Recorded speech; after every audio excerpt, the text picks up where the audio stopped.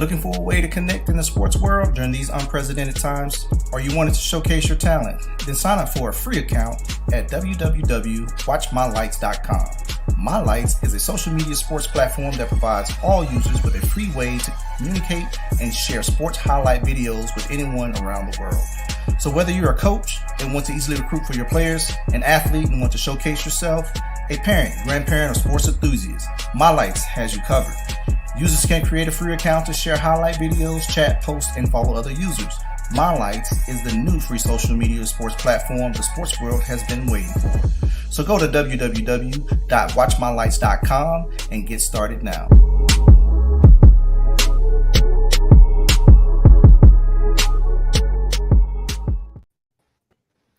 Yo, happy Sunday to everybody, man. Welcome to another episode of Off the Dribble.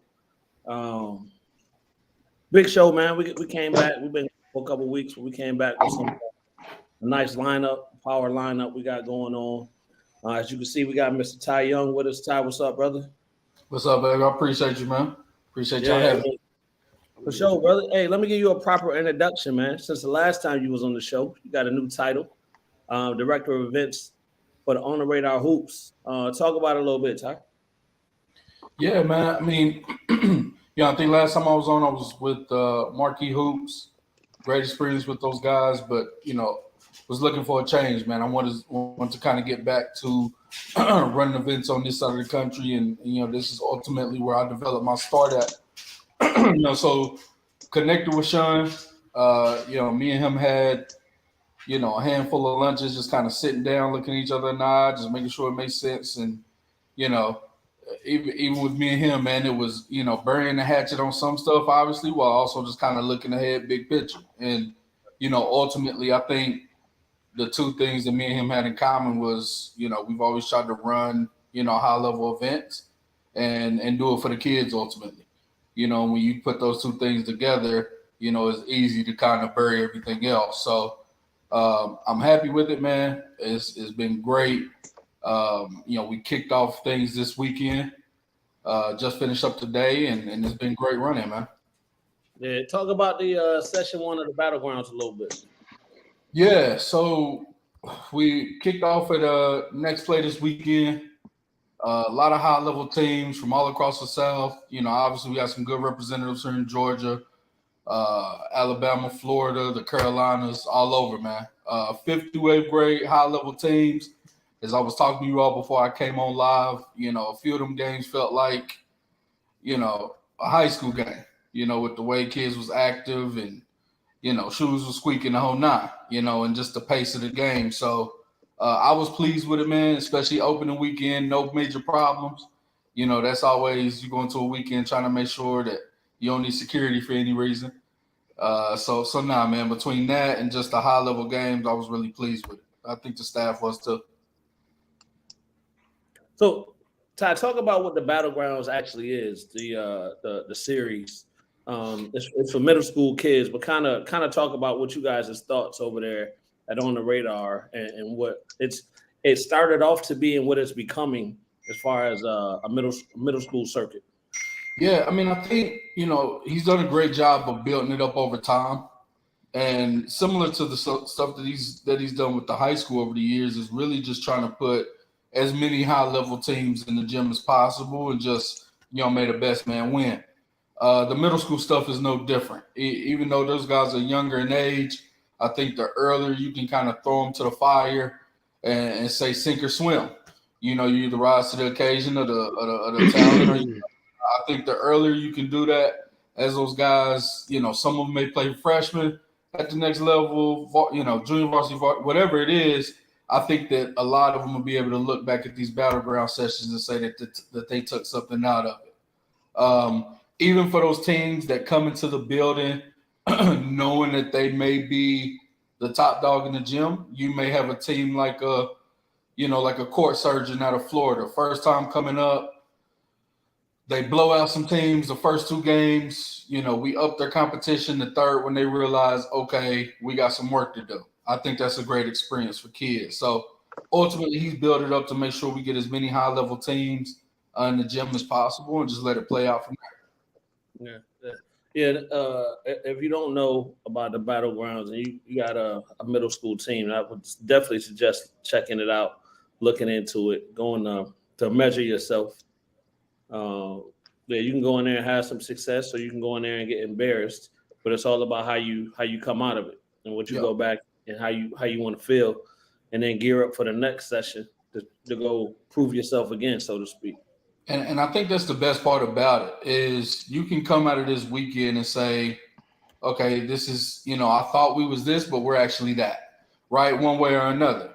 And I think, whether it's coming back in Spartanburg or coming back in the finale, in the finals, we make note of that stuff too with the schedule. So, if you blew teams out, we're going to make an adjustment. If you got blown out, we're going to make an adjustment too. So that's the good thing about it actually being a circuit is we actually track that stuff from start to finish. Yeah, talk about some. I know you mentioned the team from Florida, but just how you guys are able to bring teams in from the Southeast, and probably even further than that. Yeah, just I think a lot of it is just relationships for one. Obviously people these days, man, there's 1,000 different events to choose from. I think ultimately people want to play an event, where they can pick up the phone and call and know who they're getting involved with. So I think that's thing one. And I think thing two, man, is, whether it's Chris Watkins or, everybody tries to contribute to our social platforms. I think ultimately the name of the game is exposure. When you get to post the high level dunks and clips and plays and different people see that stuff, they want to be a part of it, for good reason. I think, regardless of people's views on the word exposure, the fact of the matter is it's here and it's needed, kind of regardless of age. I think the earlier you can embrace it and play in front of the cameras and play in front of the right peoples, I think the better for your career long term. So I think it's relationships, I think it's exposure, and then just the platform being where it is. I think it's cast such a wide net that people ultimately want to be a part of it. Yeah, I know personally, man. Last year we played in the finals. We played in the second session and in the finals.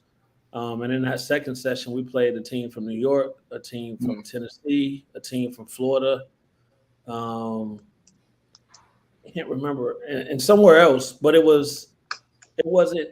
We didn't play any Georgia teams. I'll put it that way. Yeah. Right. So just that experience alone, our kids being able to see how different style of basketball, right? Because we're so used to or accustomed to seeing Georgia style. Of course, right? Yeah.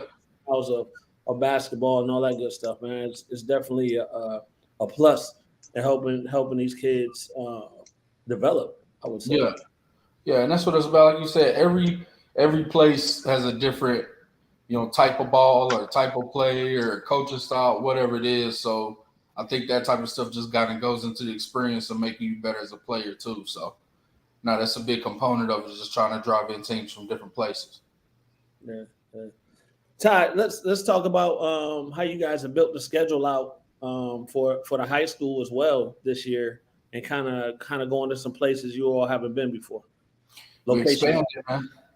We expanded in a major way. Now I think back to when me and him sat down in the preseason, it was all about trying to take that next jump. And like you say, get into some places that truthfully neither one of us has been to before. And it's exciting. We've got some stops in Ohio. We're running a Birmingham Classic for the first time.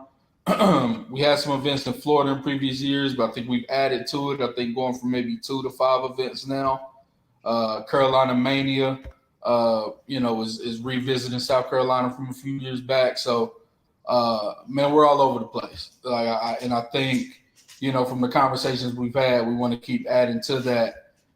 Indiana and some different places in the South. So ultimately, man, you all know it. Like, you can stay in Atlanta every weekend and have a bunch of teams come to you. But I think kind of returning that favor and coming to them for a change not only helps their budget, but really shows that, kind of shows that appreciation back, that love back, that they don't always have to come to us. So now we expanded in a major way this year. Yeah, no, I think you'll also get teams that may not be able to make that trip down that want to play on the radar tournament. 100%. Yeah, so I think that'll expand that as well. So yeah, and a lot of teams have said it. Like we're running April 1st and 2nd. We're running an event up near Cincinnati, and we've had a bunch of teams support me and him over the years from that area. But for those that don't, they've said it, time and time again, like, hey, we're gonna come. Appreciate the invite, all that good stuff. And hey, if we love it then we may see you guys in July in Atlanta. So I think it gives them the opportunity to really see who we are and what we provide in their backyard first. And then if they like what they see, then maybe they're a little bit more comfortable hitting the road and coming to us. Yeah. Hey, we jumping around a little bit, man, but you just kind of touched on it. July and April, I know it's the NCAA live periods. Yeah. Talk about how big that is to be able to host and have a reputation to be able to bring college coaches in and having independent teams that can sign up and come play and get exposure and all that good stuff. Yeah, I think it's crazy. I think that's probably the thing I'm most excited about with the move. Is obviously he has his relationships. I have mine with college coaches. I think the opportunity to kind of put them together, I think is going to be interesting. From a college coaching standpoint and from a team standpoint as well. And I've always said that relationships and talent is ultimately what drives those coaches to the building. So I think those are going to be crazy events for us. For those listening, just in case you didn't know it, because they kind of snuck it up under there. They kind of snuck it in like a week ago. July 15th and 16th is now going to be a live period as well. So the good thing is we already had the calendar scheduled. Now it's just making a live period. But man, I mean, it's important. Like even some of those 8th graders that were in the gym in Battleground today, yeah, they're not of a recruitable age now, but in a short period of time, give it a few years, they're going to be. You know what I mean? So, unsigned seniors, rising juniors, whatever the case may be, I think the earlier you can get acclimated the earlier that you can get acclimated to playing in front of college coaches, the better chance you have a chance of furthering your career. So that's what the platform is built on. And again, he's done a hell of a job of doing that. And I think this year we have a chance to, progress that on even more. Yeah. Ty, from you having experience and sitting on that bench as an assistant coach at a couple of different stops, during a live period, what are you kind of looking for from your coach's lens? Yeah. Without getting into the system and like what coach specifically wants, shooter, that type. I mean, I think ultimately you want to see somebody that's a team guy, especially with kids that can transfer these days and for the slightest reason. And you want somebody that you think will buy into what to how you're coaching them.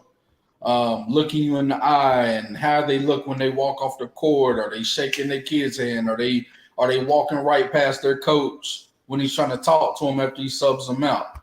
Believe it or not, even me now, I'm just trained to see that type of stuff, even though I don't have a scholarship to hand out. So, yeah, of course, we want to see, I think college coaches want to see, what's his measurements? Is he athletic? Is he not? Can he shoot it? All that stuff matters. But I think ultimately you want to see, all right, if his teammate falls down, is he sprinting over to help him up? People watch for that type of stuff. It's not just coaches talk. For some of them, it might be. But for some others, they actually note that type of stuff down. Did he take a charge? Is he boxing out? If his coach gives him a play, is he shouting it out? I mean, again, I think, a lot of kids, they may think it's corner. They may think a coach is just kind of saying it just to say it. But having, like you said, not only having personal experience, but just picking up the phone and talking to a lot of these guys, for some of them, it's not just coaches talk. They actually watch some of that stuff. Yeah. Good stuff. I don't want to hog all your time, man. Charles, got something? No. Because when we get off, they be like, damn, Kenny, you couldn't let nobody else talk. Hey, bro, it's been 3 years. We accustomed to it now. We just sit back and let you do you. Sit back and let you do you. No, man, I think it's Ty, I mean, I'm glad to see you back in in Atlanta area. I know you guys moving around and expanding a lot. So Yeah. just looking at what you guys are doing, just looking at what you guys are doing and how you moving with it, that's huge. But how do you expand that big, that short, man, that in that short amount of time? I don't. That's crazy. A lot of coffee. Nah, a lot of coffee. Nah, I mean, I think the good thing is, man, we're not starting from scratch. You know what I mean? It's a platform that's been here, I'm gonna say a decade. Obviously he's established it. He has his relationships that he's entrenched with.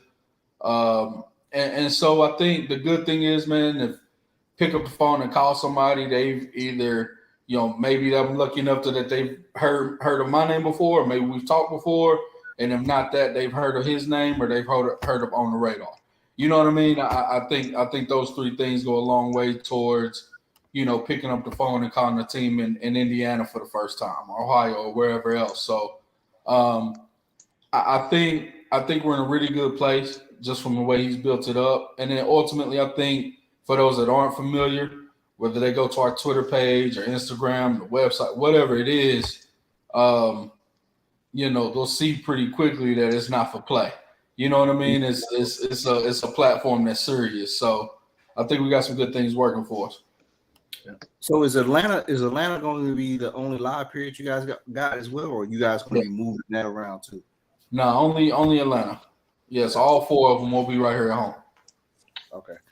Cool. So, man, and I'll tell you this, man, just to get back to the battlegrounds, because I know you guys just finished that first session, man. And our boys have played in that. My boys are freshmen now, so they played in that for the last 4 years. And every year it has gotten stiffer and stiffer.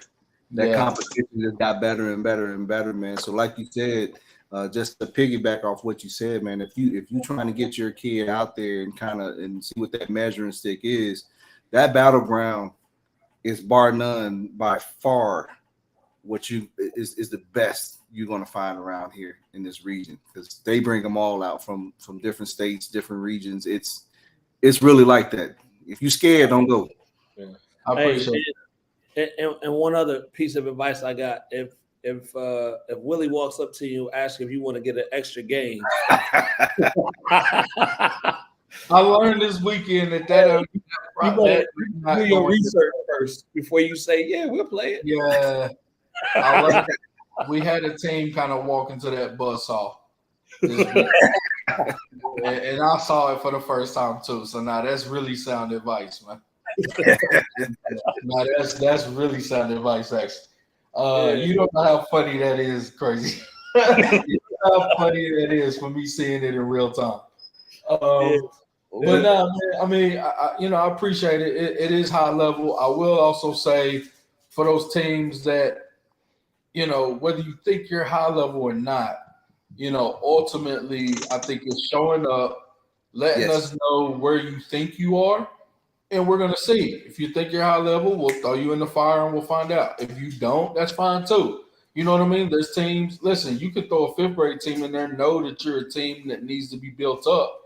And then by the time we look at that same group of seventh graders, they could be night and day to where they are, man. So ultimately, for as high level it is, I think as a team, like you said, man, don't run from it. Like, just trust us that we're going to put you in the spot. We don't want teams to get blown out either way.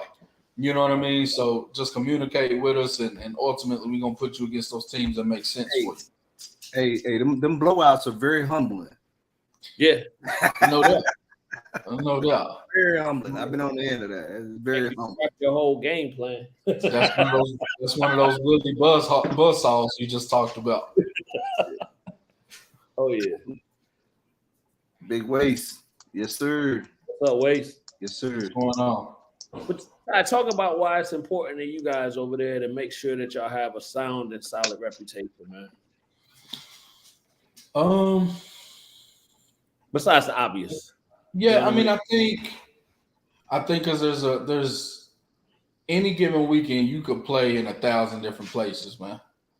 True, that's just the truth of it. Like, here in Georgia, if you want to hit the road, whatever, you know, you can spend your dollar with anybody. You can spend, 4 games out the weekend with anybody.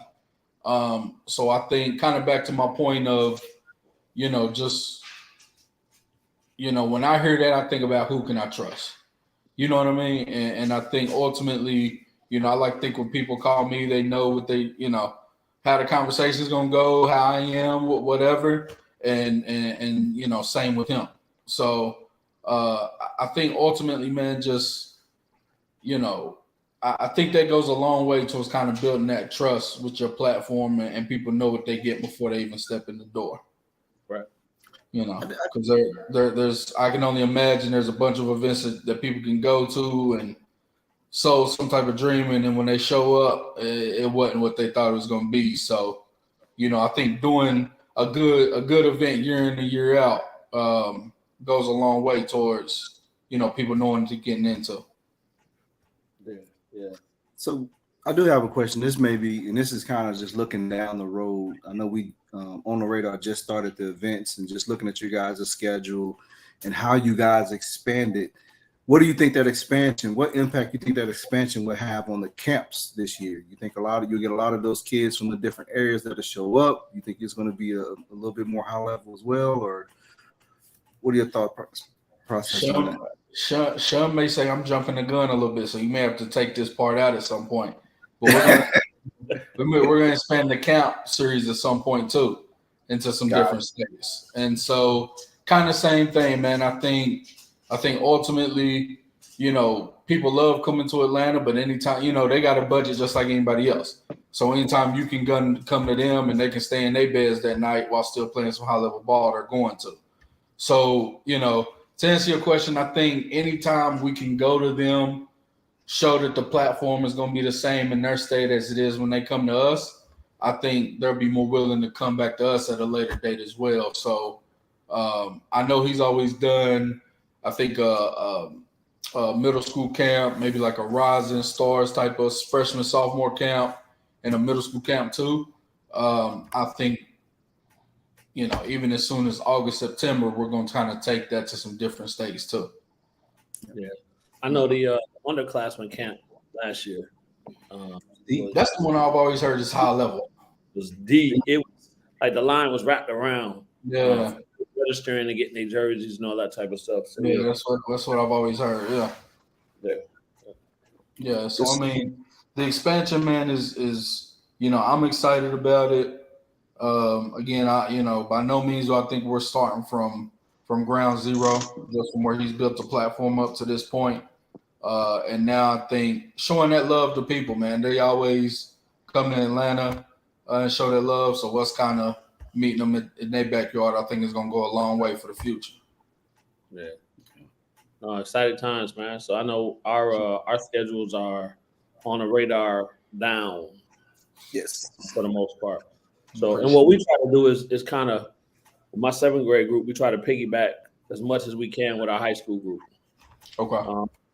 So even during the live period where the 7th grade can't go, it's still a tournament that you all are still. I think a battleground finals, yeah, that first live period. Yep. Yeah. So we'll do something like that, and we'll be able to go over to and play in Alabama. Okay. With our older boys. So anytime we can all link up like that and kind of be in the same area, it's always good because our younger kids can see what that competition looks like. Of course, no doubt. Yeah. So no doubt. And try to build from there. Yeah, same here, man. We both building, so never stop. No doubt. Oh yeah. So I asked you, man, how's the family? Everybody good? Everybody's good, man. Wife is doing good. Started a new job recently. She's loving that. We just moved into a new place, so dealing with the headaches of, I probably went to Home Depot more in the past 2 months than I have in my life, honestly. But it's one of those good problems. It's good. I was in Lowe's today. Man, listen. I've been at Home Depot at 8:30 in the morning too many times in the past 2 months. Oh yeah. Yeah, it's crazy. But everything is good, man. I ain't got no complaints. It really does feel good to be back in this area. You got a comment? Yeah, so we got a question from Joshua Ross. Highly enjoying the topics. I do want to ask some experienced basketball coaches about their take on high school ballers that haven't played for the school, but has major talent, just hasn't been on a school level platform. What it would take for a junior or senior to get looked at by a coach to show his or her works. I know it's a long shot for the kiddo, but is it at least a small window? Yeah, I mean, y'all mind? Go ahead. Go ahead. Yeah, I mean, so I'm assuming homeschool. That's just my assumption anyway. I would say the next route is probably grassroots basketball around this time. You know, find you a team that's credible. I would say, especially for you, do your homework. You know, obviously these guys that I'm on with are really good starting point. You know, I would say do your homework on programs that have actually had kids go to the next level. Get in contact with them, let them know your scenario. I think since you have such a unique scenario, you need to really spell out the opportunity that you're looking for, somewhere that's kind of unique to you. And then from there, just show up. But I think grassroots is probably your best opportunity from there, and just make sure from there, credible program that's playing incredible events, and then obviously just play well during the live periods.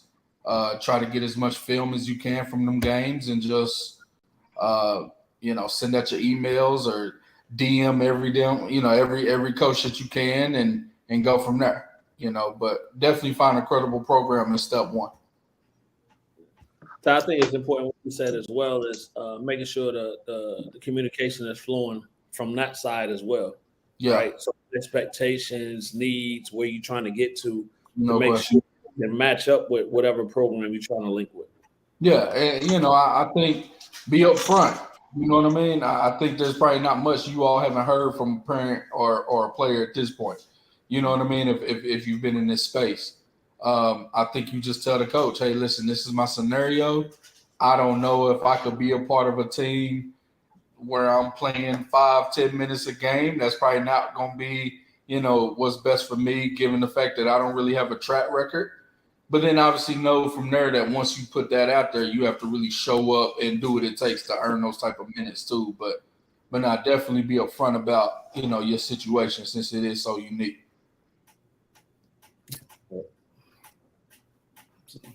Definitely. Great question. Good question. Yeah, for sure. And I'll say this, last thing actually to that. People like me or Sean or Willie, whoever else, as you do play well throughout the summer, send that stuff to us too. Instagram, Twitter, the whole nine. So we try to be advocates for as many players as possible. All right. We got big ways for the question. You want to know if there's still high major opportunities out there for high school kids not considered elite level talent, meaning top 100 kids on the independent level. Are there still major opportunities out there for high school kids not considered? How major opportunity? Yeah, of course. I think here's the truth is, since they started, the transfer portal has grown, and they've tweaked the rules with JUCOs, and they're doing more campus visits, in the early months of the recruiting period. Is it harder to be seen? The truth of the matter is it is. I think you all can vouch for that too. Like, when you all started, there were probably more coaches out and more phone calls after the live period. I think to say that that's not the case, you're lying to yourself. But with that being said, I'm a firm believer in all it takes is one game. You know what I mean? If you show up, show out, you got the right people watching you, even if it's not that school, all it takes is for somebody to be watching and say, "Hey, this kid right here, I can't get him. He's probably too good for me," but it may be somebody that you need to circle back to next game or next weekend or whatever the case may be. So I think this thing of ours is really small, truthfully. Somebody always knows somebody else or whatever. So now I think those opportunities exist for sure. It may not, come as easy as they used to. You may have to grind them out a little bit more, but they're still there.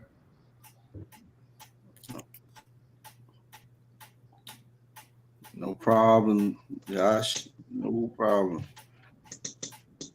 Talk about the independent tournament at the end of the summer. Say it one more time. The independent tournament. Oh yeah, in Florida. Yeah, I mean, so for us, it was even before this last live period. The one they just added, it was about, how do we kind of give people that end of the year event where they can take their family to some type of destination spot, kick their feet up when they're not in the gym, relax with the fellas, whatever it is, but still, still get some high level basketball in too. Who doesn't like a trip to Florida? You know what I mean? To kind of end the year off. We kind of have our Memorial Day event is built the same way, where we're going to spend 3 days in Orlando. And obviously anytime you're not in the gym is not Orlando on the beach in a bad spot to be in. So our last Florida event was kind of built in that way of, come down, you can take it serious and play high level basketball, whatever, but ultimately that might be the last time that you kind of around your team and, your players and teammates and all that stuff. So have some fun with it too. So that's the whole reason for it, man, is really just kind of give people the best of both worlds. Yeah. No, man, I appreciate it. It's just, the opportunities you guys are presenting and putting out there is first class, man. So, from us sitting out here and having these opportunities, we definitely appreciate what you guys are doing. No, of course. No. Y'all have always supported, man. I've always said that. So I think I think the one thing I'm noticing, man, is I think making this move has made it even a little easier to support. People don't have to pick and choose anymore. I think the choice is pretty evident now. Yeah, if it wasn't before. So now, man, I always appreciate y'all. Yeah. It's time, man. We're going to get you out of here, brother. We know you had a long weekend. I'm sure you got some film to go cut up and some tweets to send out and all that good stuff, man. But as always, we appreciate you taking time to come on and chop it up with us, man. No doubt. I appreciate y'all, man. Y'all be safe. All right, yes, sir. You too, brother. All right. All right. Good stuff right there. It was, man. Good stuff. Kind of got I knew you finna say that, Kenny. Good stuff. Good stuff right there. Yes, it is, Henry. We're gonna get to that. We're gonna get to that, Henry. Yes, it is. Yes, it is, by the way. Girls and boys. Yeah. So we got our next guest behind the scenes, Charles. We do. We got Central Macon head coach, Coach T. Coach T. Go ahead and bring Coach T out. You telling yourself? I'm telling y'all. Yeah, third person. So speaking in third person. What's up, Coach T? Coach T, don't you? They don't listen. The folks don't supposed to know who bringing it out. I said, let's go ahead and bring Coach T out. Yeah. All the way. Charles, we've said 1,000 times. Charles, bring the guest to the stage. Yeah. I might have somebody back in the back room back there bringing out Coach T. You're right. Coach T, how was all the refreshments in the green room? Was everything?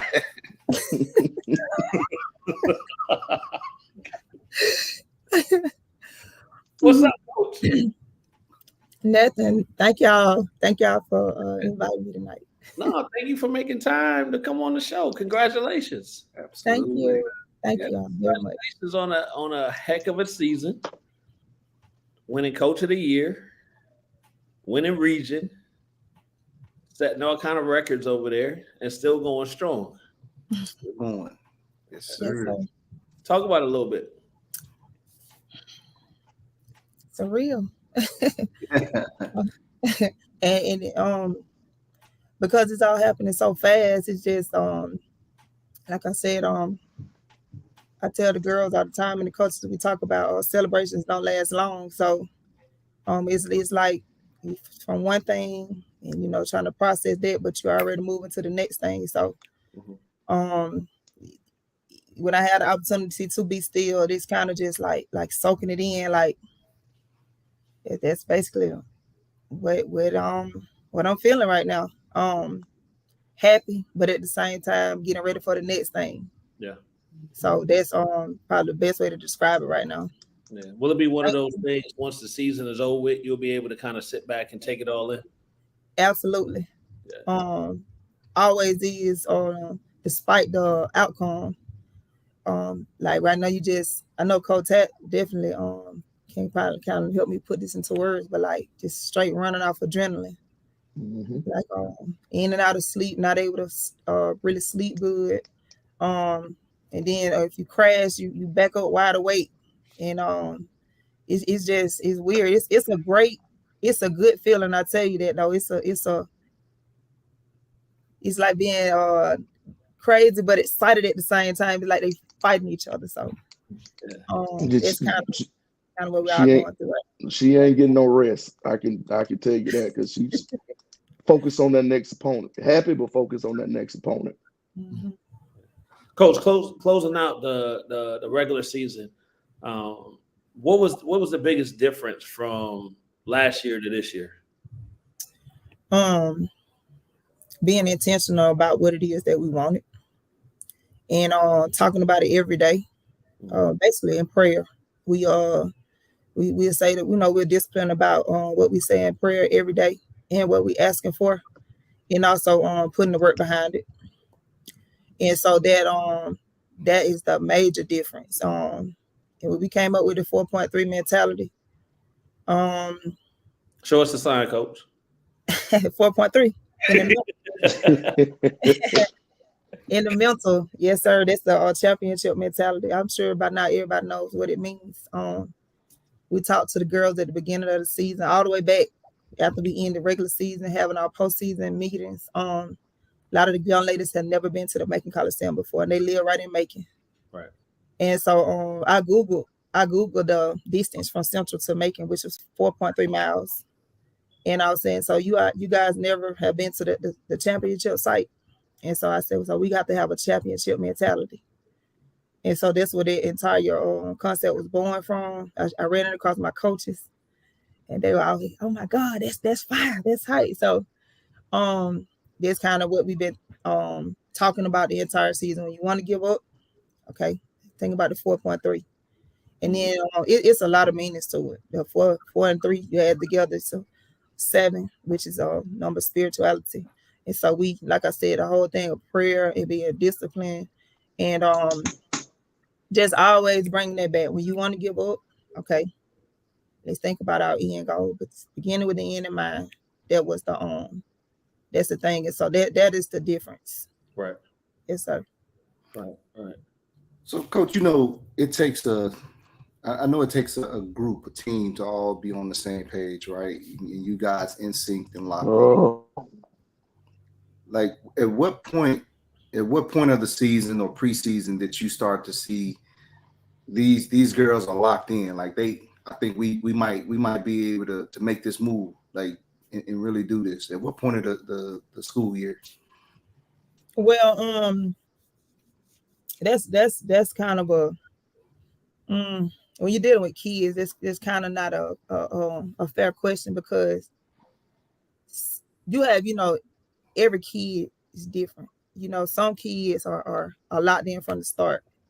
Some kids they start locked in and then they lose track, and then it's some kids that'll start off and then all of a sudden it's just, you never know, especially when you're dealing with a big group. But the thing is, and it hasn't been perfect at all. We're just making sure that we all try to, when we see that kid, going out that path, we have to pour into one a little more than we do the other, or getting on one of the teammates, just to keep, in check with that person, or hold them accountable, or whatever it is that they're lacking. And, seeing the strength in the other kids. It has been like a total group effort. And that's basically what it's all about. It's not being perfect. It's just about when you do, get off track, you know who you can pull from, and like I said, which kids can help you do that, and everybody, whatever it takes. It's been a lot of things that we've been doing, a lot of unorthodox things that we haven't normally done, that has kind of helped us along the way. And so, I mean, a lot of stuff. They now again, you guys saw summer going back to summer in the camps and stuff. You saw all the group coming along, but it's just unbelievable how they've grown as a collective and gelling, you know, and just like I said, just putting the work in and believing in one another. I'm sorry. So, Coach, that kind of goes to kind of the piggyback on that same question, and kind of what you were speaking on, the complacency, right? How do you fight the complacency, right? Because you guys have had some pretty I don't want to say easy, but some pretty strong victories. Mm-hmm. And how do you stop the girls from possibly getting a big head or underestimating the team and coming in and doing all of those things? Kind of talk to that as far as from the coaching standpoint. If you see it creeping in or something like that, how do you keep everybody even keeled and staying on the course? And so that's a great question. Let me speak on that easy game thing. I want to say something about that. Now there has been, first of all, we always preach to them, never underestimate any opponent. But to be honest, I'm gonna be honest with y'all. We study our opponents very, very, very closely. Not only the coaches, we do our work before we bring it to the girls. And what we do, we're going through everything before we even see the opponent. So they kind of already knowing what's going to happen before we get out there. And it makes it seem like, you know, that it's an easy game. But to be honest, I'm telling you, we spend a lot of time in the classroom studying film as well as getting out on the floor and failing over and over. And basically, if they don't get it right in practice, they doing it over and over. I don't care how boring it is, but that's a part of the discipline and that's a part of the failing. Like I say, you can fail in practice all day. We don't need you failing on the game. Show your frustration, cry, whatever you need to do. Right. So and that's basically what we've been doing. That's our style. And so again, I know, you know what I'm saying, it may look easy, and we've heard different things here. The region we playing this week, and we knew coming in that we didn't have the strongest region. Mm-hmm. So, you know, like in your pregame interview early in the season that we spoke on, putting those more challenging teams in the beginning. Yeah. And again, when it came back to the end, it really helped us because we were able to go back to those moments. Right. And to be honest, it got a little bit challenging even within our region when we came back to have to beat those same teams 3 times. Yeah. Because opponents know you by then, but the preparation has been very, very significant in helping us dominate special defense. And I'm a defensive person, so there's been a lot of it. And again, you know, I definitely can't be on the podcast without shouting out to my team, my assistant coaches, Oasis, definitely Coach Jones, Jar Faith, and Coach Sneed.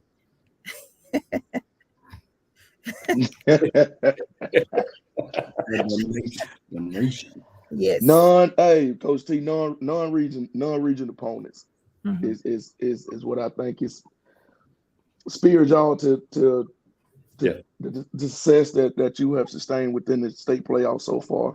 You know, the Dodge counties, your Statesboroughs, your y'all went up the road. Stockbridges. Stockbridge. Yeah, you know, those Griffin and those top 10 teams. So I think a bunch of those tests early in the season. I'm a big fan of that. You know, those type games prepare you for the state playoffs because you're gonna get in the ground. Like Griffin beat y'all earlier this year, and that was a sense of urgency for you to come back and y'all to prepare, like y'all prepared for the second half of the season after that game.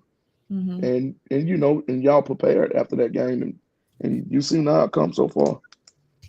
Yes, sir. And we don't plan on stopping doing that. We hoping to get, you know, more and more great non-region games against great ranked opponents and everything moving forward. We never, you know, here to run from the challenge. We're always here to learn from it. And you're absolutely right. And you know what? When I think about it, Coach G, Coach P, thank you asked about the complacency. I think a lot of those games help too with the confidence and helping the girls to believe that the things that we've been saying about, you don't necessarily have to be the most talented team, but if you go ahead, you outwork a team, you work together, that can help, you in the long run. So we're always constantly referencing to all those non-region games. Yeah. And to be honest, sorry, one more thing. I want to say this. All of the people who we did schedule non-region, we have utmost respect for. We wouldn't have scheduled it if we didn't think that they were dogs. Right. Yeah.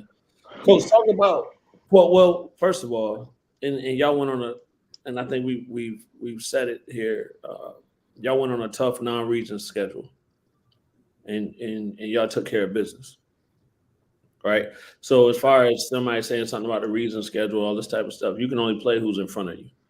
Right. Sometimes it is what it is. But going to get that extra work by scheduling those tough games and taking your team on the road and going to play, that means a whole lot. There it is. That means a whole lot. Yeah. So, but I do want to talk about the sisterhood that you have on your team with your players. So I seen one picture, I think yesterday, somebody's jumping, like her vertical got to be crazy. But just how everybody plays for everybody, right? And I know you guys only have one senior this year. Yes, sir. Yeah. So and it's kind of cool. For people that don't know, if somebody's watching your team play, how can they tell that you only have one senior? Just by knowing. She's on the wall at Central. The shoes. The shoes. That too, my bad. I forgot about the shoes. Absolutely. I forgot about the shoes. Yeah. So y'all did something, I think it was rather clever. When I realized what it was, I was like, why does some players got this color, that color, whatever? Each year has the same shoe, but a different colorway. Absolutely. Yeah. I forgot about the shoes. That was really cool. That was a cool concept. Yeah. But and again, it has a 7 on it too. Now KD, so that's that 4.3. So it's like, bam, there you go. I got it all tied in together. Oh man. That thing came up so many times, but we like, God, man. Yeah. Yes. But talk about how all your players support each other and play for each other. So we like you said, that whole sisterhood thing. We like, they're finding that, you spend so much time in basketball, kind of become a year round. And so, it's probably better to be around like-minded people if you're trying to go after the same goal. Mm-hmm. And so that's what we preach. And if you're around a different clique of kids that's not on the same path as you, you find that can become a distraction, in other things. And so they just it just organically kind of happened to where they're around each other so much. It's just like everything just they're just right there in each other's world. Like birthdays, we got birthdays up on the wall. We have everything. I mean, they'll ask me to do certain things. So I mean, the parents do different things. I mean, it's just totally amazing with the way they've kind of done that on their own. Right. Yeah. Right. Yeah. Also, talk about your home crowd, your student section, and I went out to the Central game, and it's a little turnt, as they say. That's it's in conjunction with our cheerleading coach, our head cheerleading coach. Shout out to Miss Amber Lamar. She's also our PBIS coach, our positive behavior intervention specialist. In the school where we're trying to, where that focuses on behavior, attendance, on academics. And so what we wanted to do was get the students more involved in the school. And so we got together with the cheerleaders and the basketball team and talked about theming nights and came up with ideas on for every home game. Let's have a theme and let's have a student section and drop the flyer in the senior group chat and they rope it off and that's what it ended up being. Yeah. So that right there, of course we see it when we go to the Atlanta schools. We don't see it as frequent. Now we see it in y'all area. I love Houston County's football student section. It's amazing. I sit back. I don't watch the game. I watch them. And, like just right there, this building. Houston County High School. Houston County High School. Mighty Hoko Bear. Mighty Hoko Bears. Third down. Bear down. And I'm not even watching the game. I'm watching the student section over there. And I'm jamming with them. Like, I'm like, wow, like amazing. But I told y'all where it came from. My girls, we went down that third round last year, in Pierce County, and those lights went off and they had a smoke machine. And then when they turned the lights out, all my girls out with these beads. So yeah, it's just all about creating those things, what you see other people doing, and just getting these girls used to it. So these lights go out now. I shouldn't get that. I mean, something new, yeah, but that right. We shouldn't get that. So yeah, that's where that came from. Yeah. Well, I tell you this, Coach, it's fun to watch y'all play. It's fun just to be in that atmosphere and see how hard y'all play and how hard y'all play together. And speaking of that, you had co-player of the years, right? Yes, sir. Talk about them. Stats almost mirrored each other. And the thing about that, they could have easily that scoring average could have easily been way larger than that. But and the beauty of the team is how everybody has bought into their role and finding their piece of the puzzle. We were able to, with our schedule and everything, get everybody else those valuable minutes along the way. And so instead of just running the score up, we know that it'll be important to get our other bench players involved to help us now. And in the long run, in case we need to give those starters or those 7 to 8 who get those significant minutes a breather, and where they won't go out there inexperienced or never have been on the floor before, and understanding what it is that they need to do. And that's been working for us as well. So that's it. That's where it is. Alea Green and Talia Greer, both two very different players, but both bring a huge amount of value to our team. So it's just that's it. And it was voted 4-4. It's a 4-4 vote. 4 coaches in the region voted Alea, and 4 voted Talia. So that's how it came.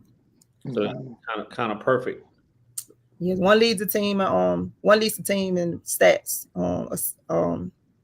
Steals and assists. That's Talia, but Grain leads in scoring. But their stats are like 0.1, 0.2 points off. I mean, they're almost mirrored. Oh yeah. Thank you. Let's go, Gabe.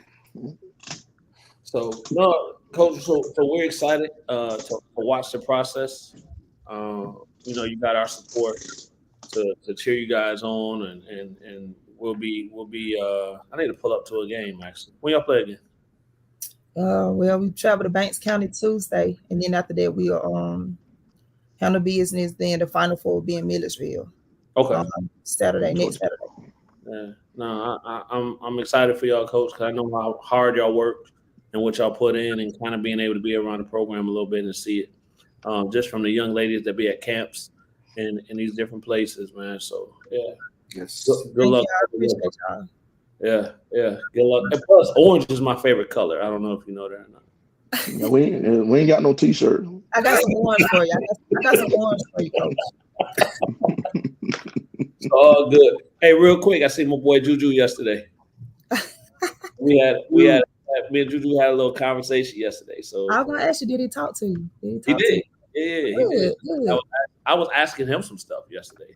Okay. So I'm excited about this summer coming up. Awesome, I am too. I just, if y'all don't mind me saying one more thing, it's exciting to still see all the Middle Georgia teams that are still in. Mm-hmm. I mean, one of Robin's girls. And I shouldn't have did that because I'm gonna forget somebody. But of course, Baldwin. Lamar County, I talked to their coach this morning. Y'all help me out. Y'all know about Mary Persons. Mary Persons. Yes. Absolutely. That's exciting. And again, a lot of those teams were in the invitational earlier. That's amazing. Yeah. And I wish everybody the best of luck. Mm-hmm. Coach, before you get out of here, we're not gonna hold you long because we know you got to prepare. Just talk about how women's basketball is growing in this area. I said Bob Kwesi. And thank you, Erica. I see you soon. Man, women's basketball around this area is it's on the way. I'm gonna say that it's on the way. It's catching up with boys basketball. And you know, I used to get on Kawasa all the time, y'all. I used to like, you got a boys tournament. Why you don't have a girls tournament? So I'm just excited in a way. Thank you, Kristen. I love you. I'm so excited in just the way everything is happening, unfolding from Team Elite, Chad Hubbard, on how they're kind of taking interest in the area, being able to get these young ladies in the Middle Georgia area that platform to be put on those bigger stages, because the talent is definitely here, and very, very excited. I mean, it's just unbelievable how things are happening. Oh yeah. So yeah, and it's happening fast, and it's well deserved. So it's exciting times, definitely.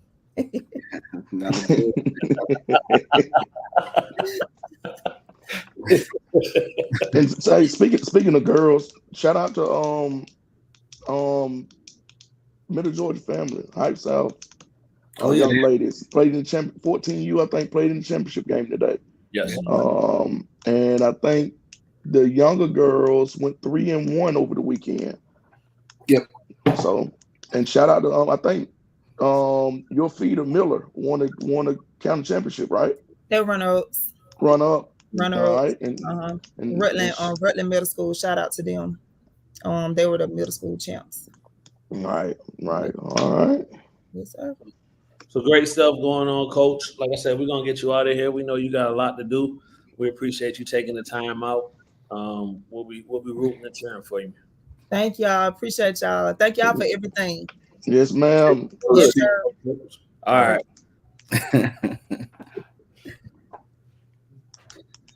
Coach T. Coach T always. Oh, did I say it again? Good stuff. Damn, hit my head. Good stuff. What did you get? Hit my ball spot. It's all good stuff, man. It's all good stuff. But keep it going, Charles. Yeah, so I want to say appreciate you, Coach KP, doing well with timing. I'm actually surprised. He's doing well, folks. And I don't want to get him off. I don't want to get him off script or off time. So we're gonna go ahead and bring out our next guest, Coach White, head girls coach of Warren Robins Demonettes. What's up, Coach? Hey, how are y'all? Coach, what's up? Congratulations. How y'all doing? Thank you. Good. This is your first time on the show, isn't it? It is. All right. Are you nervous? Look. Good. Look, Charles, Kenna, don't start her with that. Don't start her with that, man. She been dropping hits. She'll walk past us and just say little things. Roll eyes at me like, I don't lie. Coach, congratulations on a heck of a season. Well, thank you. Still fighting strong. Coach of the Year honors. Thank you. I appreciate it. Yeah, long season. How does it feel? How does it feel for you all to have this success? For you to win Coach of the Year, all of those things. Where your emotions at right now? I'm on the next game, I guess. Mentally, I'm checked into Midtown, trying to figure out how we're gonna beat them and get to the Final Four. Our goal is the state championship game, but one game at a time. It's been a long season, long competitive season. We face some adversity.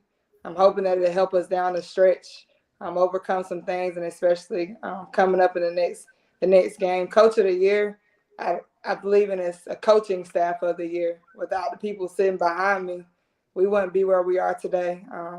My coaches work endless hours. I got a volunteer, but that sits behind me that, she's a community coach. She's there anytime I call her.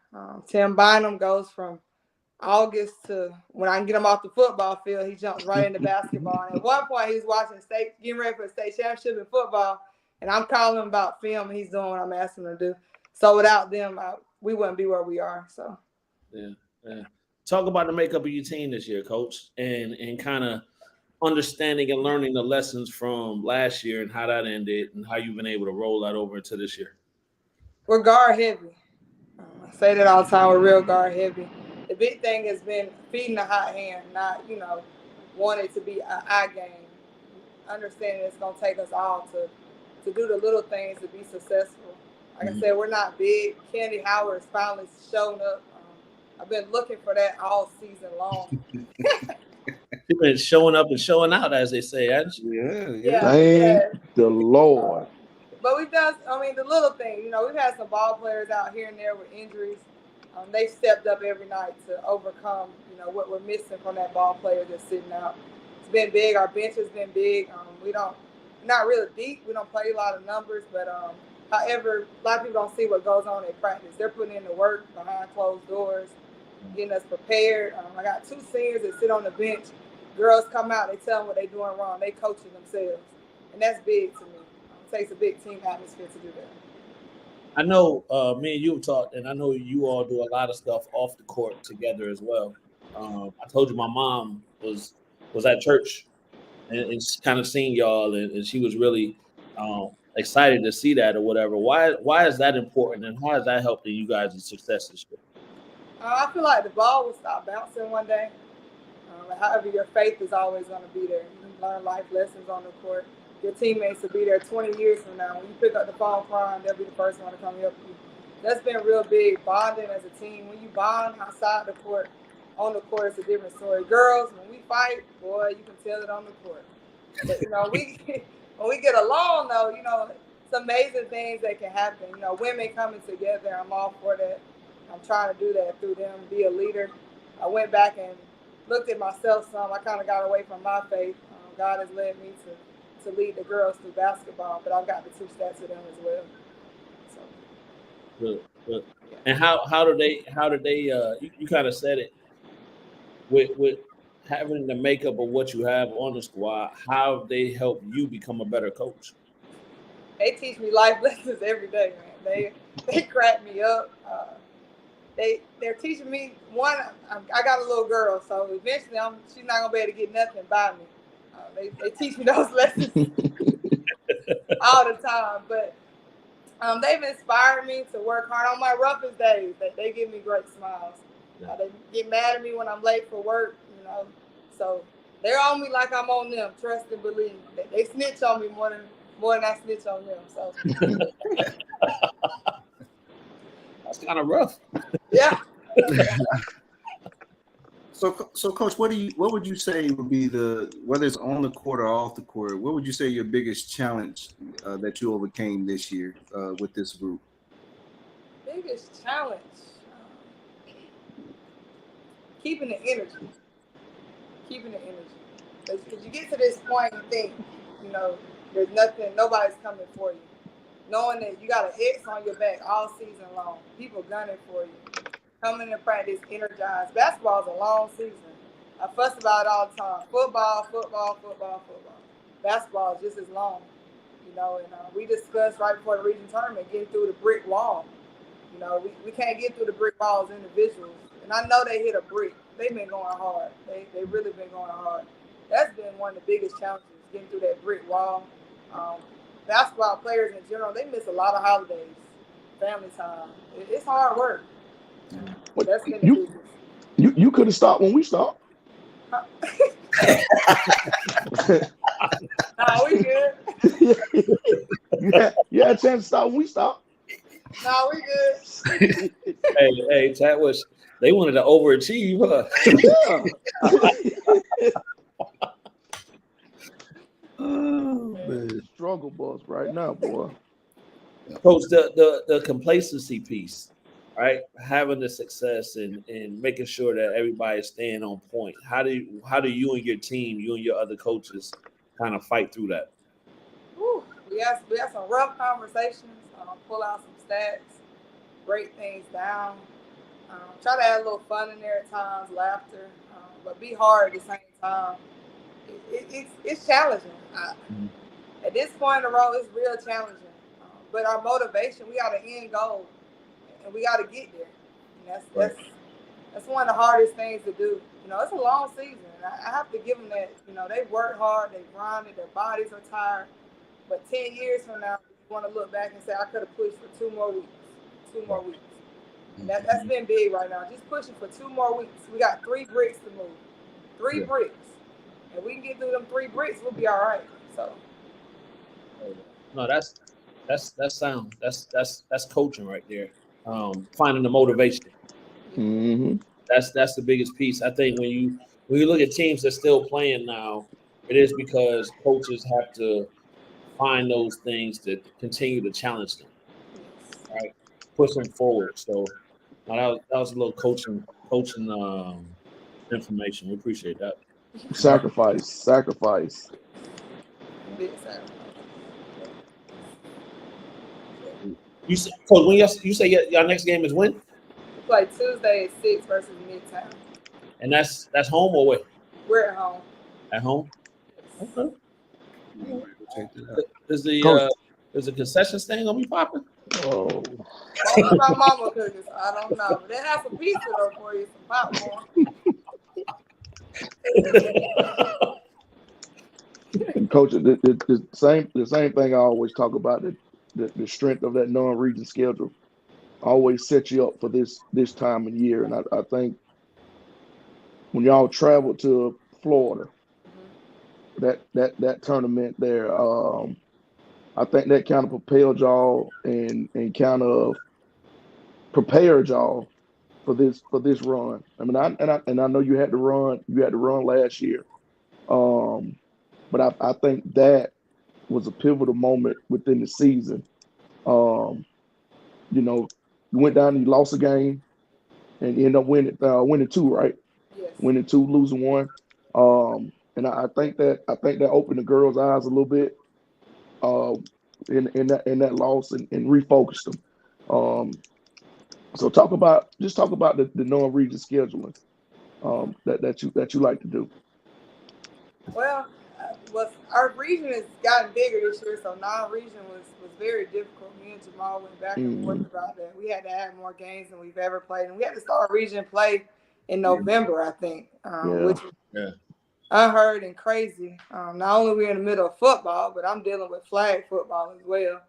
But going to Florida for me was a lot of these girls are gonna go play college ball, and I'm about teaching them for the next level. And when you go to college is a business trip. You get on that charter bus, and you get off that charter bus and you play, and you get back on that charter bus and you go back home.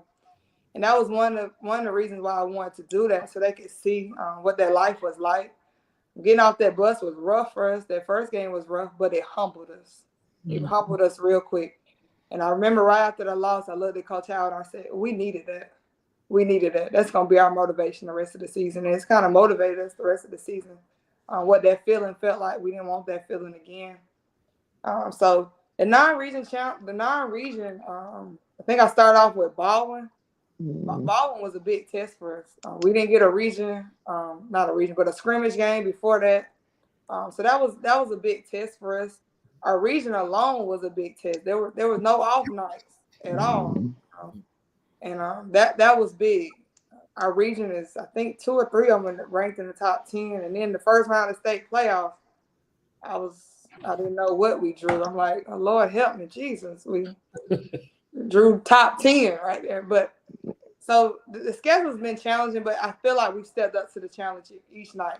When we went and played veterans, I didn't have Jada Morgan. She played maybe 3 minutes. The girls, they didn't let down their fight. They fought. That's been big. That let them know that we can be successful.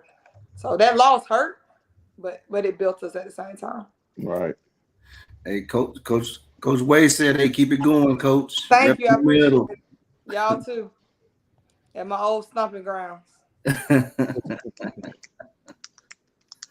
Coach, talk about some of your seniors, and some of your players that kind of went through it last year, and kind of how they've been different or how they've approached it differently this year, individually. I'll start off with Tasia. Tasia has come into this aspect totally different. She came to me this summer and said, "Coach, I'm gonna be a state champion. I don't want nothing less but a state champion." And her tone changed towards that. She's she's incorporated, knowing that she's become more of a point guard. She's not necessarily leading us in points every now, but she's controlling the floor. She's being a general on the floor, what we needed. So she's slowly becoming a leader. Jada Morgan's was a blessing when she walked through the doors. It's hard. She's our rock, our horse. You know, she goes hard. She's going to go hard for 32 minutes. She's going to rebound the ball. She's going to bring the ball up the floor. She's going to do the little things. When her shot's off, she's going to find something else to do. The other singer is Duke. Duke's been a spark for us defensively. She's quick.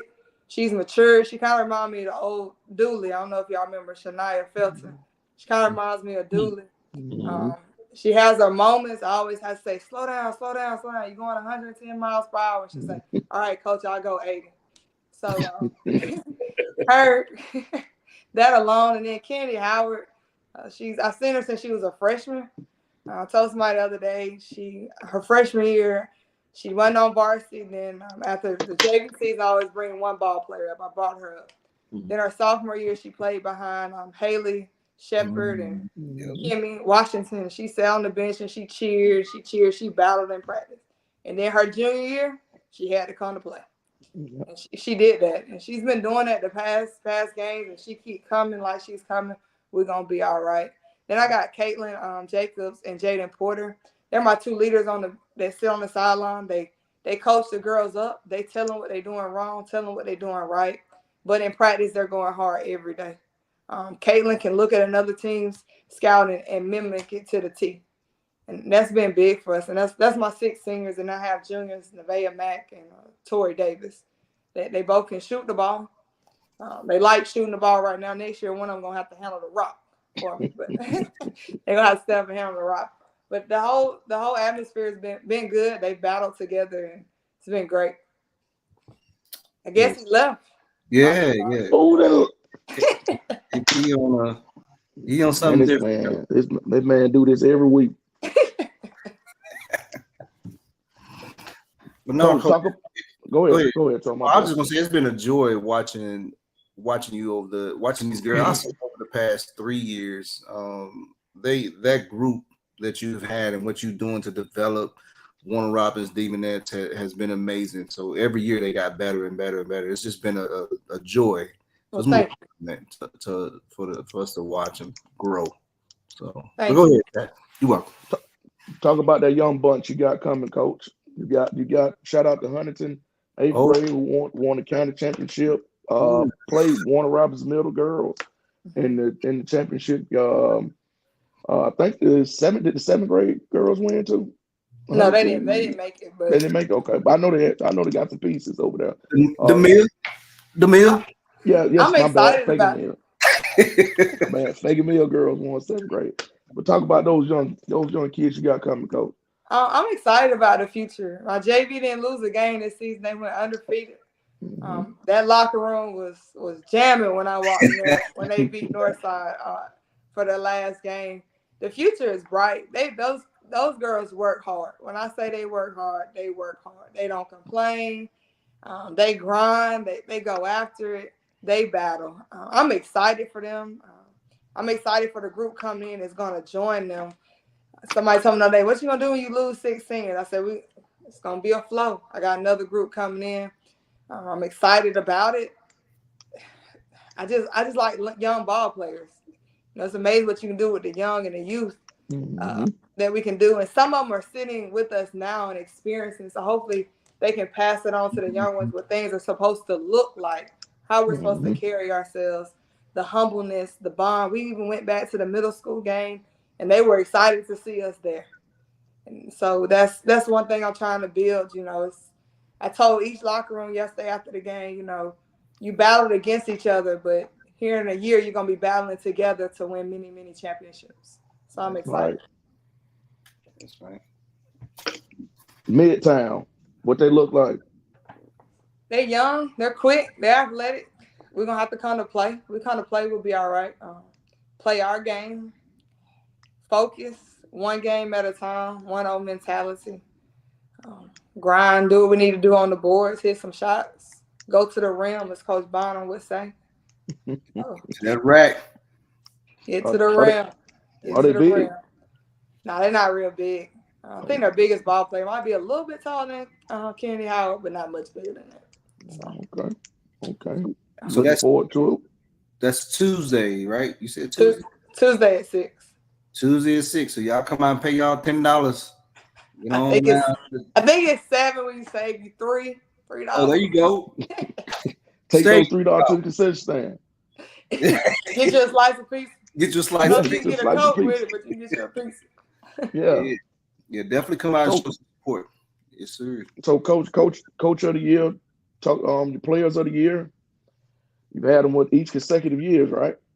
Yes. You had was Tasia last year, Jada this year. Yeah. No, well, Jada and Tasia were Coke Region Players of the Year last year, and then Jada was it this year. This year. Talk about that a little bit, Coach. That's big. I'm not really a accolade person, but when we went into the region meeting, it was anonymous. I mean, not anonymous, but there was no doubt who they wanted the region ball player to be, region player of the year to be. Was no doubt her number spoke for itself. I think at that time she was 16-4, 16 points, 10 rebounds per game as a guard.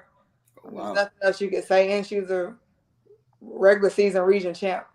So there was no doubt about that. And then Tasia Gee got first team. Like I said, we went into a bigger region this year, a more competitive region this year. So getting girls just 2 first, second, and honorable mention to me was a big thing. Was great, especially with it being 7 teams in a region. And there was some good talent in our region too. Eagles Landing had 2 guards, senior guards that could go. There was no doubt about that. Union Grove had some that could go. So getting those players there, that was amazing for us. I think 3. Who else left? Us and just us and Union Grove. Jones actually upset a first. They did. Yes, in the first round. A 1 seed. They upset Ware County, our old region rival. So, that was big for them. I was excited for them. So I mean, 8 teams left. 2 of them left out of our region. 8 teams left on the boys' side. 4 teams left in the region. So I mean, it's a tough region all the way around. It is. Kenny, you back? I'm back. I'm back. Yeah, my boss back. But that's what you get for laughing at me. I know you said something one day. He was nice. We kept going. Coach White, what did he say? He was nice. He just said you go away every week for a few minutes and then you come back. Yeah, that was it. It's funny, Charles. Right. Yeah. You had to get I had to get an extra laugh. that boogie laugh.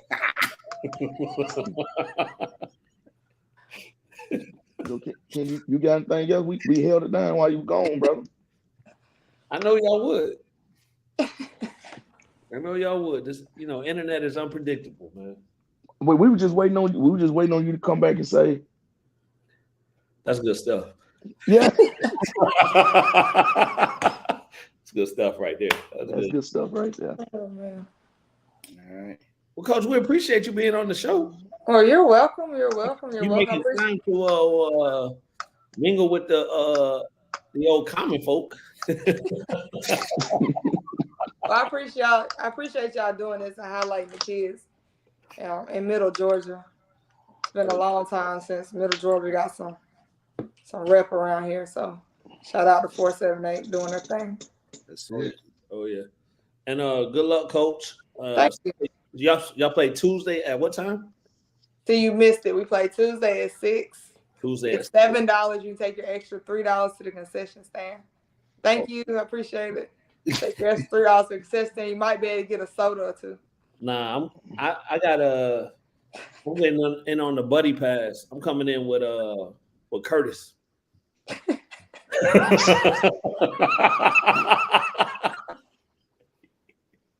That's over there with Curtis. Oh, y'all are hilarious. Yeah. Yeah. So good stuff, and congratulations again. Like you said, the coach of the year thing. We know you don't, toot your own horn on that, but that's still a big deal and a great accomplishment. Well, thank you. I appreciate it. Yeah. So keep it going. Rep Big Red over there. We will. We're gonna come to grind on Tuesday, so make sure y'all come out and support the girls. There it is. And like I said before, we got your back. We supporting y'all, and we wish y'all nothing but success. Thank you. I appreciate y'all. Yes, ma'am. All right, Coach. All right. See y'all later. All right. Bye. All right. Yeah, man, my internet went out. Internet went down. Man, say internet went out. But I said, man, they joking in chat down already. Already. So here's what happened. So well, hold on. Before you get to that story, we got Coach Rice backstage. Rice backstage. She backstage already. Backstage. Yeah, Coach Rice. He backstage. So we're gonna bring him out. Macon County boys head coach. How's it going, Coach? How you doing? Coach, what's going on? Welcome to the show. Thank you for inviting me. Oh, yeah. Coach, what up? How's everything? What's going on, Coach? Long time. Yes, sir. Yeah. So talk about the season, Coach. Been up and down for the most part, man, but just really proud of my guys, just knowing how to win. Seemed like we gonna figure it out this year how to win games. Started out a little rough, 3-2 start, but ever since that loss to Manchester back in like December, I think it's 23, 24 game win streak. And we've been in some tight games with some good teams, but at the end of the day, we just figured out how to win. Yeah. Coach, going, what y'all record is, only losing 2 games the whole season. How do you sustain that? Day by day, you know what I'm saying? We tell them take it one game at a time. We even break it down even further. We call it eating that elephant. You know what I'm saying? You say how to eat an elephant, you eat it one bite at a time. So, right. And I even take it from there and they break it down, say one game in one quarter, even one possession. So, during games and in games, I kind of preach to my players to take it one possession at a time and go on runs. A basketball, a game of runs, man. Yeah. You go on a run, you hit a couple shots, get a couple steals, and that just changed the whole game. So just being able to, not tooting our horn too much, but understanding that, when you do that and win those games like that, you get a target on your back. But just being able to just keep it one game at a time. Yeah. So, and I know you say one game at a time, but still when you're dealing with young men, right, it's easy for them to kind of drift off a little bit and start believing their own hype. What is it that you and your coaches kind of do to keep everybody level-headed? Well, like daily in practice, we make them work, make them push each other.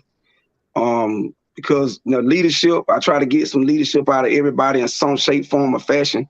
But just me preaching and telling them to stay humble, because at any day, you can lose, and especially at this time of year with playoffs. Once you lose, you go home. During the season, we didn't want to lose, but then just let them know, like, hey, look, these are the things we got to do to put ourselves in position to win. Follow the game plan, play hard, let everything else take care of itself. Yeah. Coach, talk about your non-region schedule and how that helped you guys. I tried to schedule the toughest team. I had Runner Robin's schedule for the scrimmage, and that weather kind of throwed us off. And but I love to play tough team. We played Calhoun, which was a ranked team. We had non-region Dooley County twice, and we are playing Dooley County in the playoffs this year, but they're not in our region no more. Big rivalry game for us. Plus we had non-region games. I can't remember. I know I had Calhoun. Early County. Played early. I played Tiff County. I think they're a 6A school. Played them in Chris County. They was they won. I think they went to the second round. Like double triple A. Yeah, double triple A. So those just scheduling teams, they're gonna give us good competition. Once we get to our region schedule, it can kind of smooth ourselves out a little bit, iron out some of those wrinkles. And that what happened at the beginning of the year. We had we're kind of young. We have 4 seniors, but really 2 of the seniors start. And we had one of those seniors that transferred in from Dooley. He's from Macon County, but he went to Dooley once he got in 9th grade, and he came back for his senior season. So just learning to play together in the beginning of the season. And us, once we kind of caught that groove, man, we just kind of took off. I was just always preaching. I hope we didn't peak too early. Right. You know what I'm saying? Just hoping not to peak too early, but we kind of seem like we still making momentum going up. So I just hope it just continues to go up, and so we can make a push for 3 more. So we start to count down. I tell them we need 3 more. So a lot of people they hollering about going to Valdosta and stuff, but back my first year, we made it to Valdosta, and it seemed like a lot of people got satisfied, with just going and making it to the Final Four. But it been our goal all year to go to state and not just make it to Macon, but to win it all. So that's what we harping on, to keep pushing to Macon, and not just to get there, but to finish the deal, seal the deal. Yeah. What's the biggest difference between last year and this year? Scoring and defense. This year, us defensively, we pretty much play man, and having high school kids to learn how to play man defense was a big task for me my first couple of years. And we could never grasp the concept of how to play man and how to play that help man. Right. And we kind of seem like we don't kind of got that down pat a little bit, knowing how to play man. And us scoring, we got better shooting all around with guys, even my 6'7" guys coming off the bench, we just confident in being able to score the ball. Coach, how y'all get a 6'7" now? We want a 6'7". No. My 6 or 7 guy off the bench. Yeah. 7. Nah, I ain't got a 6'7". I got a 6'5".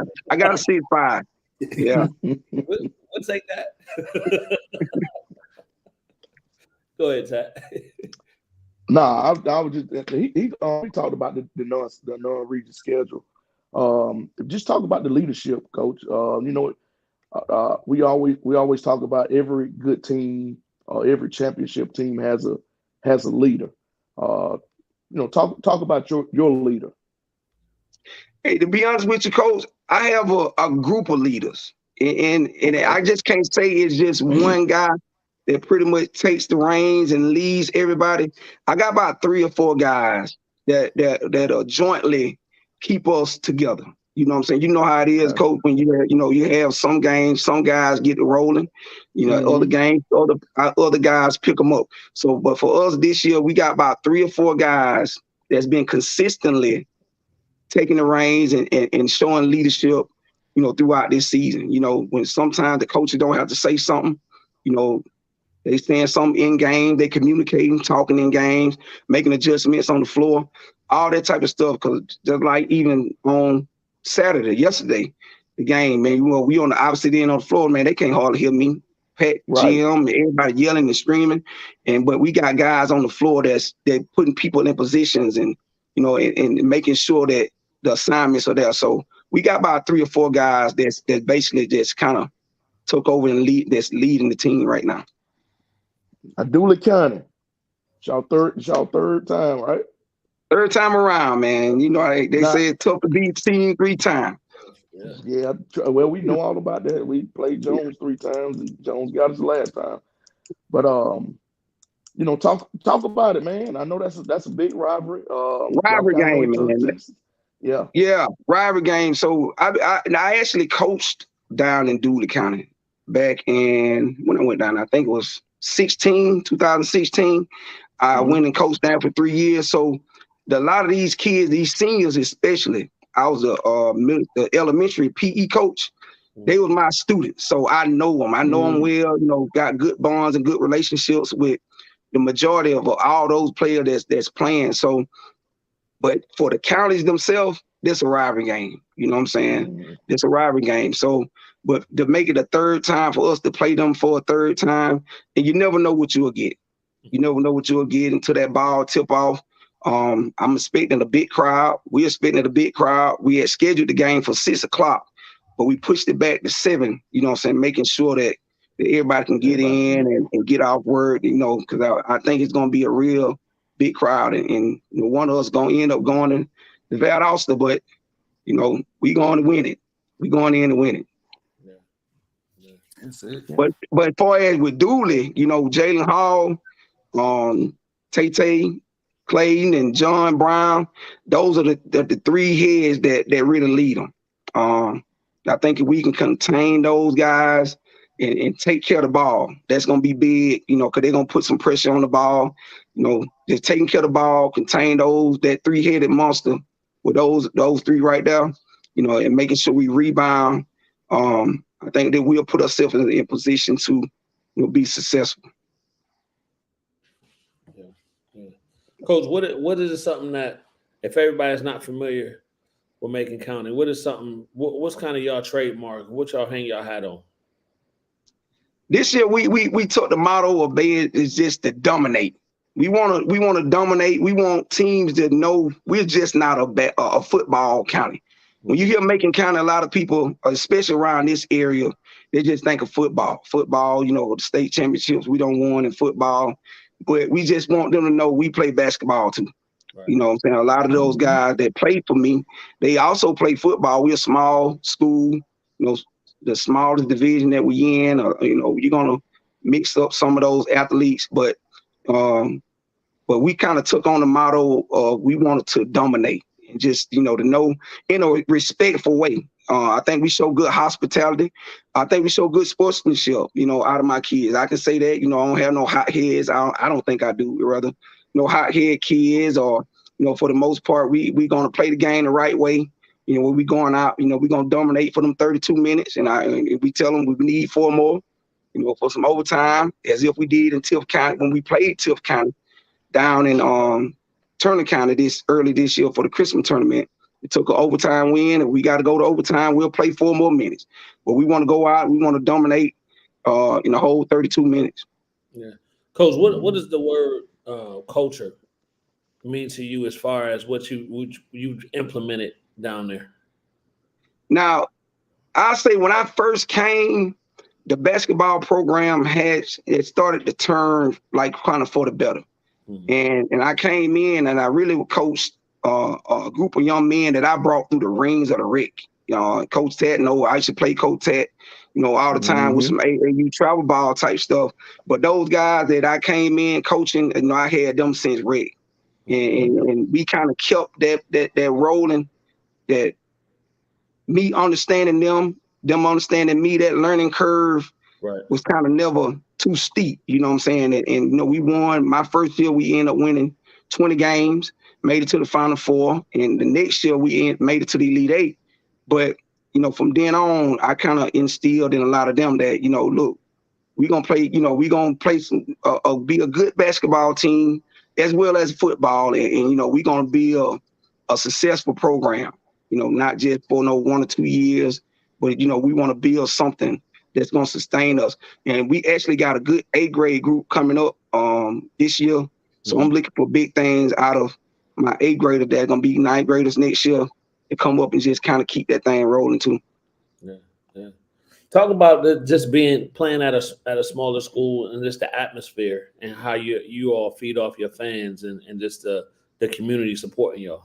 Man, that's been a big one this year. For me, this is the first year that the community has really stepped up and been coming all year long. Mm-hmm. You know, and it's maybe because we been winning games, but even my parental support, you know, just people feeding us before and after games and giving us Gatorades, and we don't have that every single game. You know what I'm saying? Like in before, you know, we may have some 1 or 2 here, but then just people showing up, just not, you don't have a kid that go to school, like it may be a cousin down the line, but just as far as people consistently showing up at the games, away games also, you know, and supporting us. We don't have a lot of community support this year.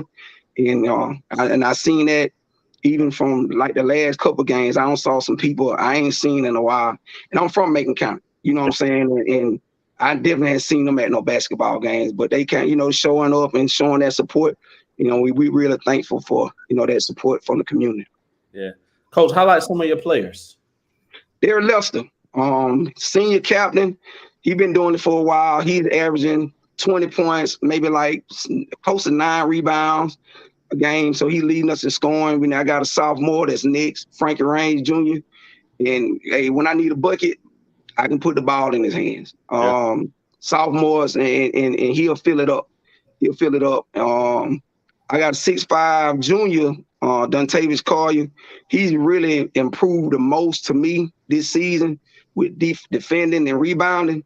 Right. Just cleaning that glass, being committed to playing defense. He's really come a long way. And that transfer, Montravius Leggett, senior, he's about 6'2". He plays really the point for me. He came in, like I say, he was at Dooley last year. He transferred back home. He really from Macon County. And, he just kind of took the reins, as far as making sure we in position on the floor, making sure the calls are right, just making sure of everything. He's averaging about 10. I think he's like 9 or 10. It's kind of fluctuating between 9 or 10. I got 4 guys averaging double figures. Those 4. Then I have Eric Rice. He's coming on as being the shooter. Just hitting some big shots. And I got some young guys coming out the bench.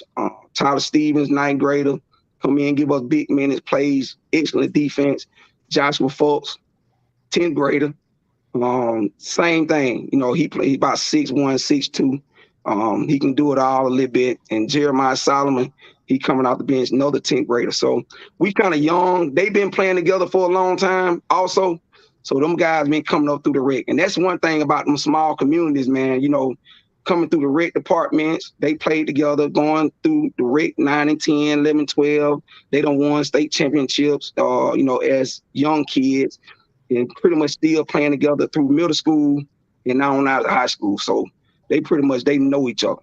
I didn't coach them, but they know each other. Yeah.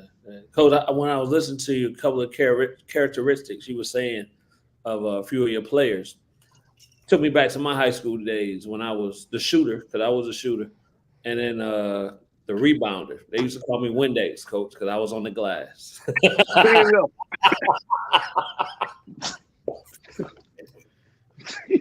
That is bad. So you done went from DB to Mr. Windex. Mr. Windex.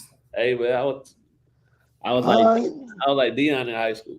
That was his role. He played his role. He know his role was rebounding and shooting. And that's it. They always hating on me. They always hating on me. I don't know about it. Yeah. Coach, talk about how important it was to have one of your former kids come speak to your kids. I did see that, by the way. Yeah. Okay. Hey, man, you know how coaches, you tell them all the time, hey, man, take advantage of your opportunities while you got them. And I tell kids all the time, I tell them, man, if I can take myself back to my senior year in high school, I'm gone right now. I was broke. We had food stamps. I stayed in the projects. I ain't had no car. I didn't care. That was the best time of my life. And I try to let them enjoy their lives. I'm like, man, y'all don't have no worries. Y'all don't have no bills. Enjoy yourself. You know what I'm saying? Take advantage of every opportunity. But you tell them that all the time. You preach it. But then for some reason, sometimes people really just don't grasp the concept. They don't want to get into them books like they supposed to. They don't want to go take those standardized tests like they supposed to put themselves in position where they can go to college. And for him, and he reached out to me, wanting to speak to them, and I obliged, quickly, because I wanted them to see somebody they know that's been through the fire, that was a great basketball player. He scored more than 1,500 points for us. He was a 2-year All-State player.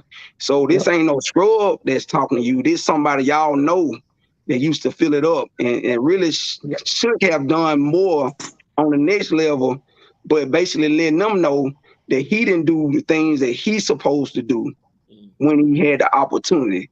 And for them to actually, take advantage of that opportunity while they had the chance. to go ahead and do that. So it was great. And then, you know, me and CJ, I call him CJ Clayton Jenkins. You know, we've been had a good relationship, you know, even from him 7 and 8 years old, you know, him growing up, you know, with my son, and they was the same age, kind of best friends. Man, I've known him from a long time, and, you know, just respect him and respect the things that he do. And, you know, he's trying to get into some coaching. I hope he does. You know what I'm saying? Like, he got a good pedigree. I'll say that much. I tell you, that was big when I seen that the other day. And for him to come in and talk to those kids about his truth, and because, you know, a lot of kids these days, his age, you know, they don't want to be honest about their truth.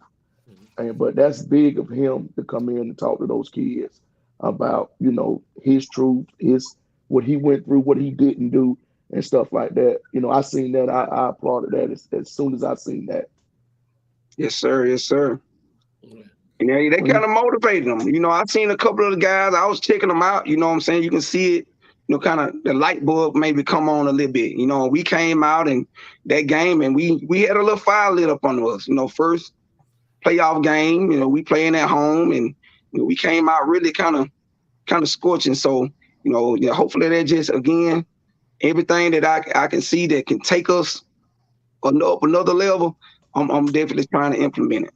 But that's a culture that you set. That's a standard that you set to when he was there, to him want to come back and talk to those kids. That's right. That's the culture that you instilled when you got there.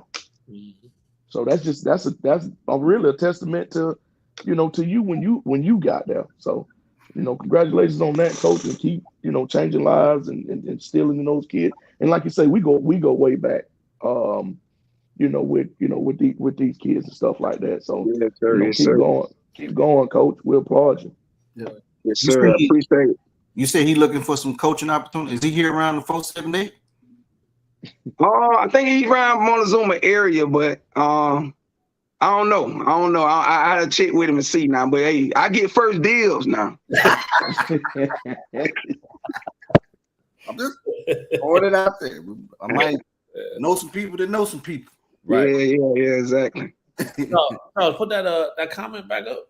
Oh yeah, we had a comment from Edward. He said, "Good luck, coach. Hopefully, y'all get another chance against Green Forest. Tough road ahead."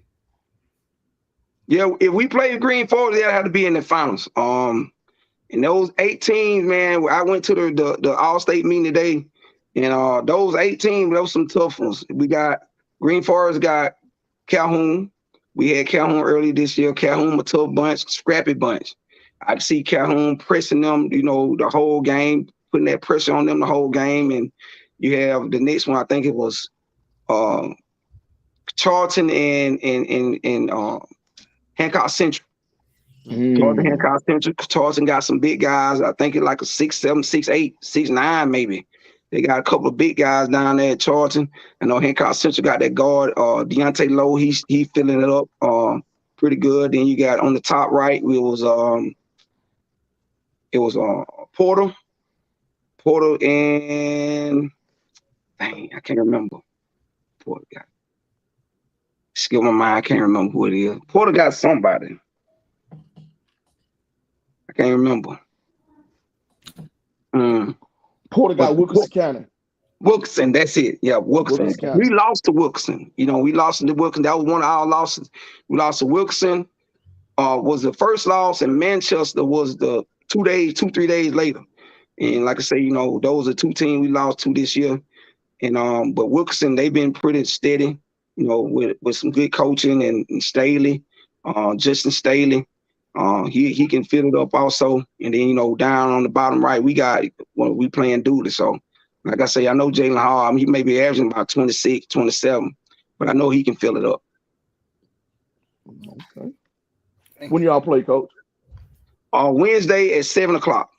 Wednesday at 7 o'clock. In Dooley County. They in Dooley, yeah. They won the region too, and the top side got the coin flip. So okay, the top side of the bracket, they won the coin flip.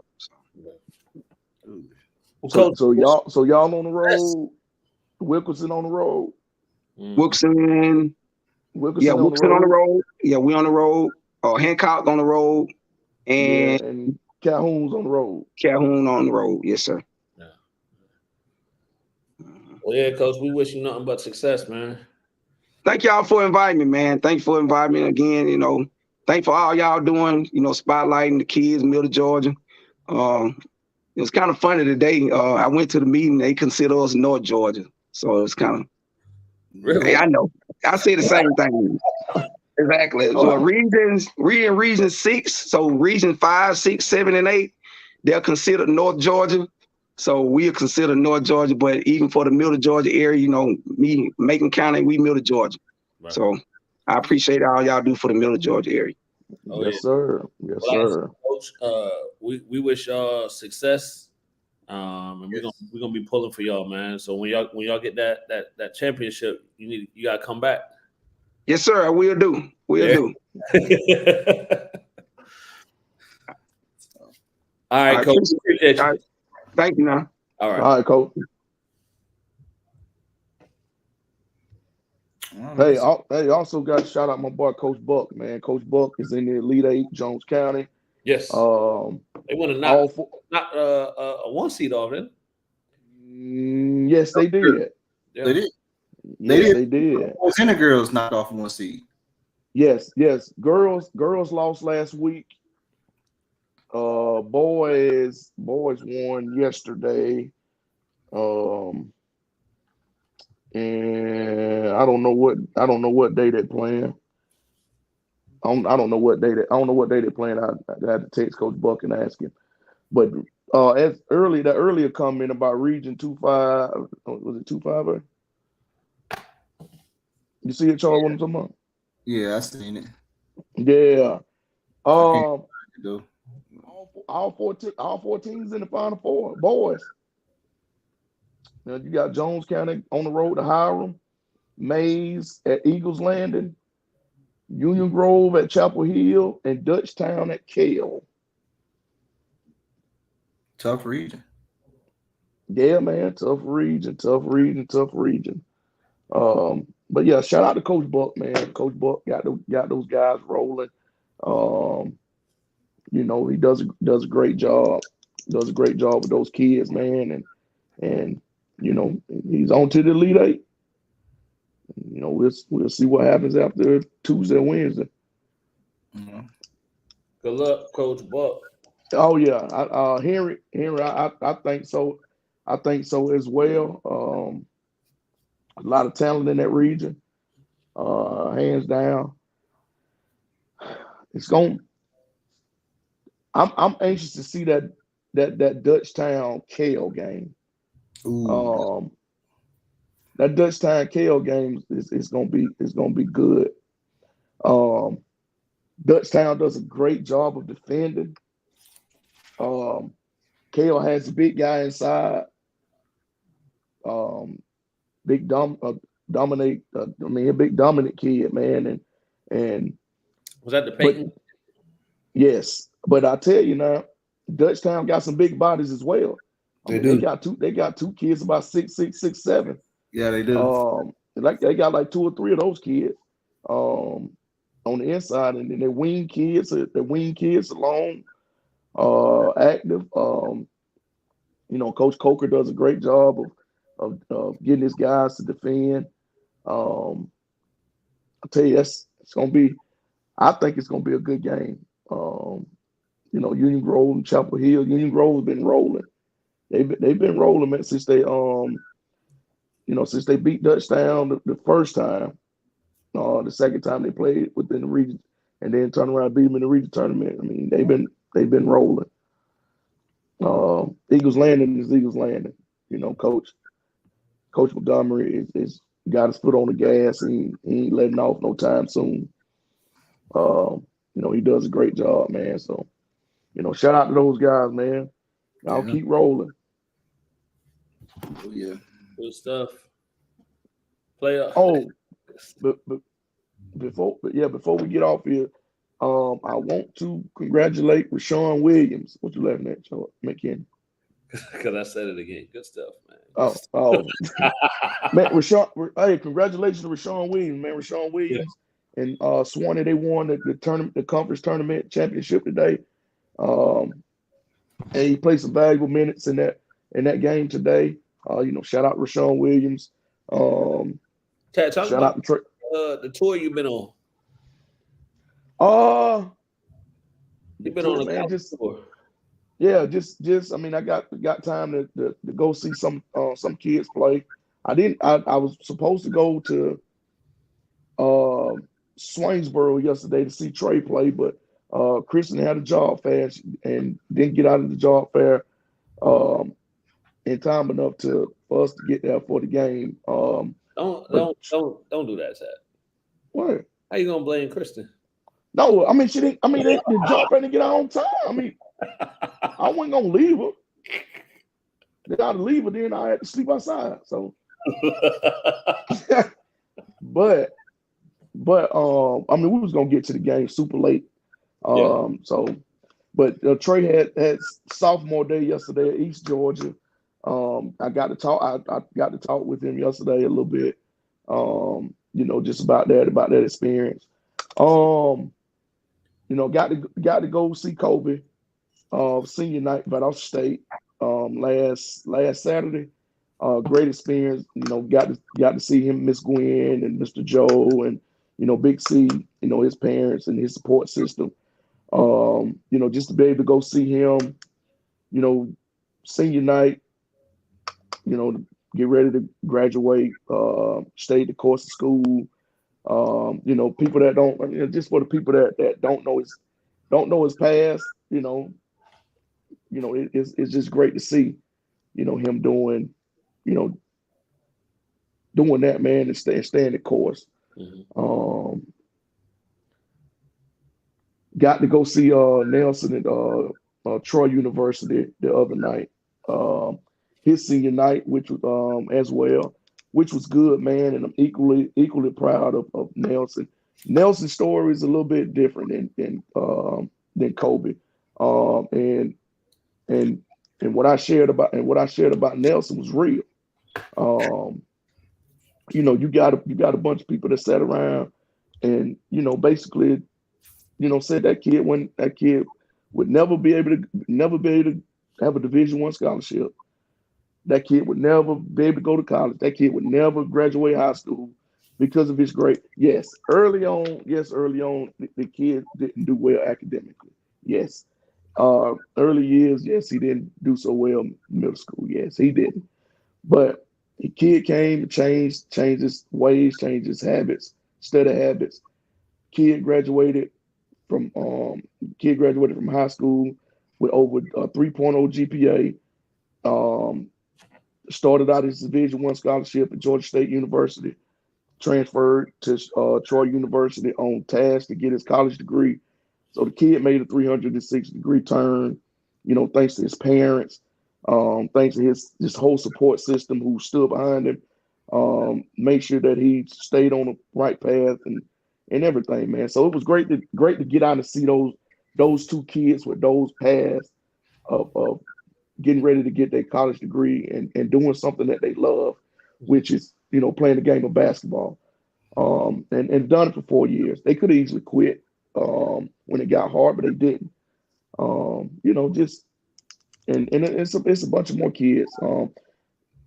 Cam Holden, I mean, he's not one of mine, but he's a kid that I text here and there. He had senior night.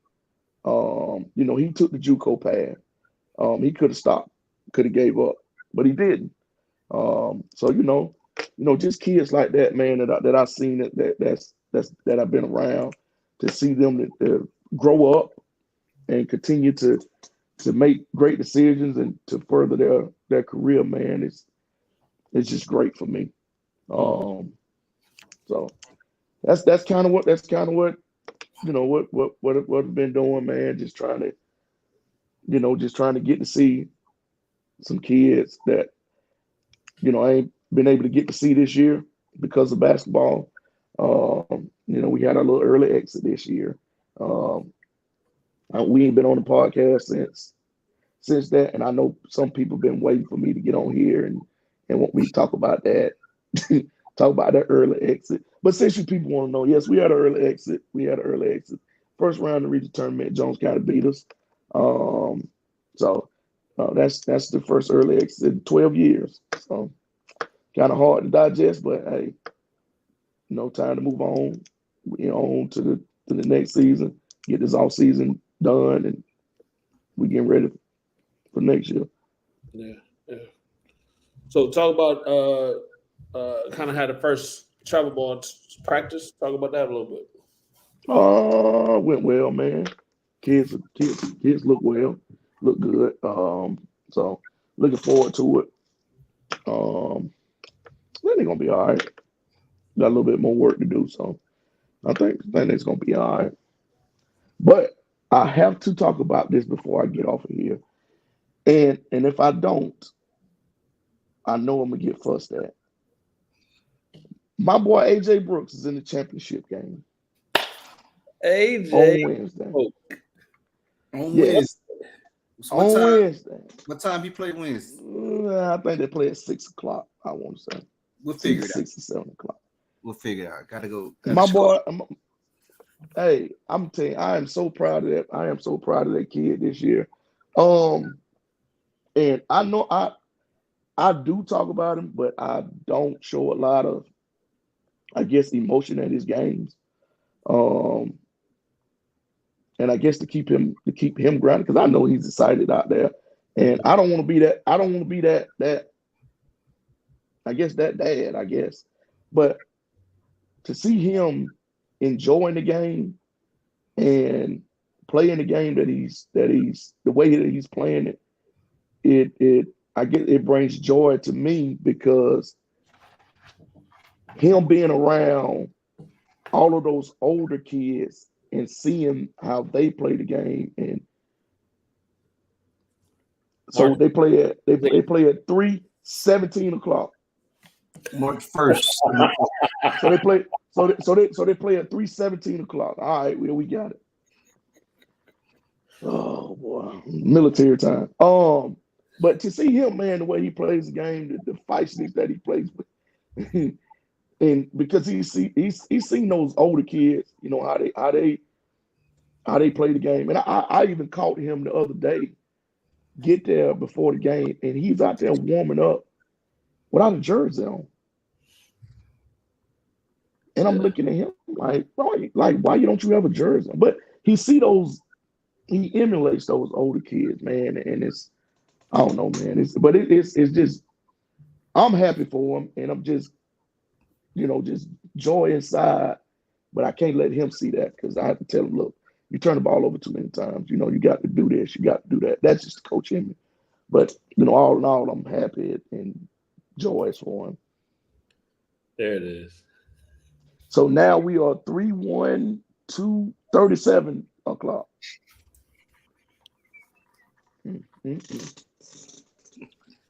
But man, Wednesday at 7 o'clock. Wednesday at 7 o'clock, man. So I hope he plays well. Him and his team, man. I'm proud of him and his little team. They got just this little cohesiveness together. They play for each other, man. They play hard, man. And so just happy for him. That's good stuff. Yeah. So Wednesday, we know where the spot be at. Yeah, man. Oh shoot, man! What in the whatever? Now you see that's the problem. Y'all laugh at that stuff. Laugh at that stuff, man. And like, did we talk about wasting her earlier? The girls, yeah.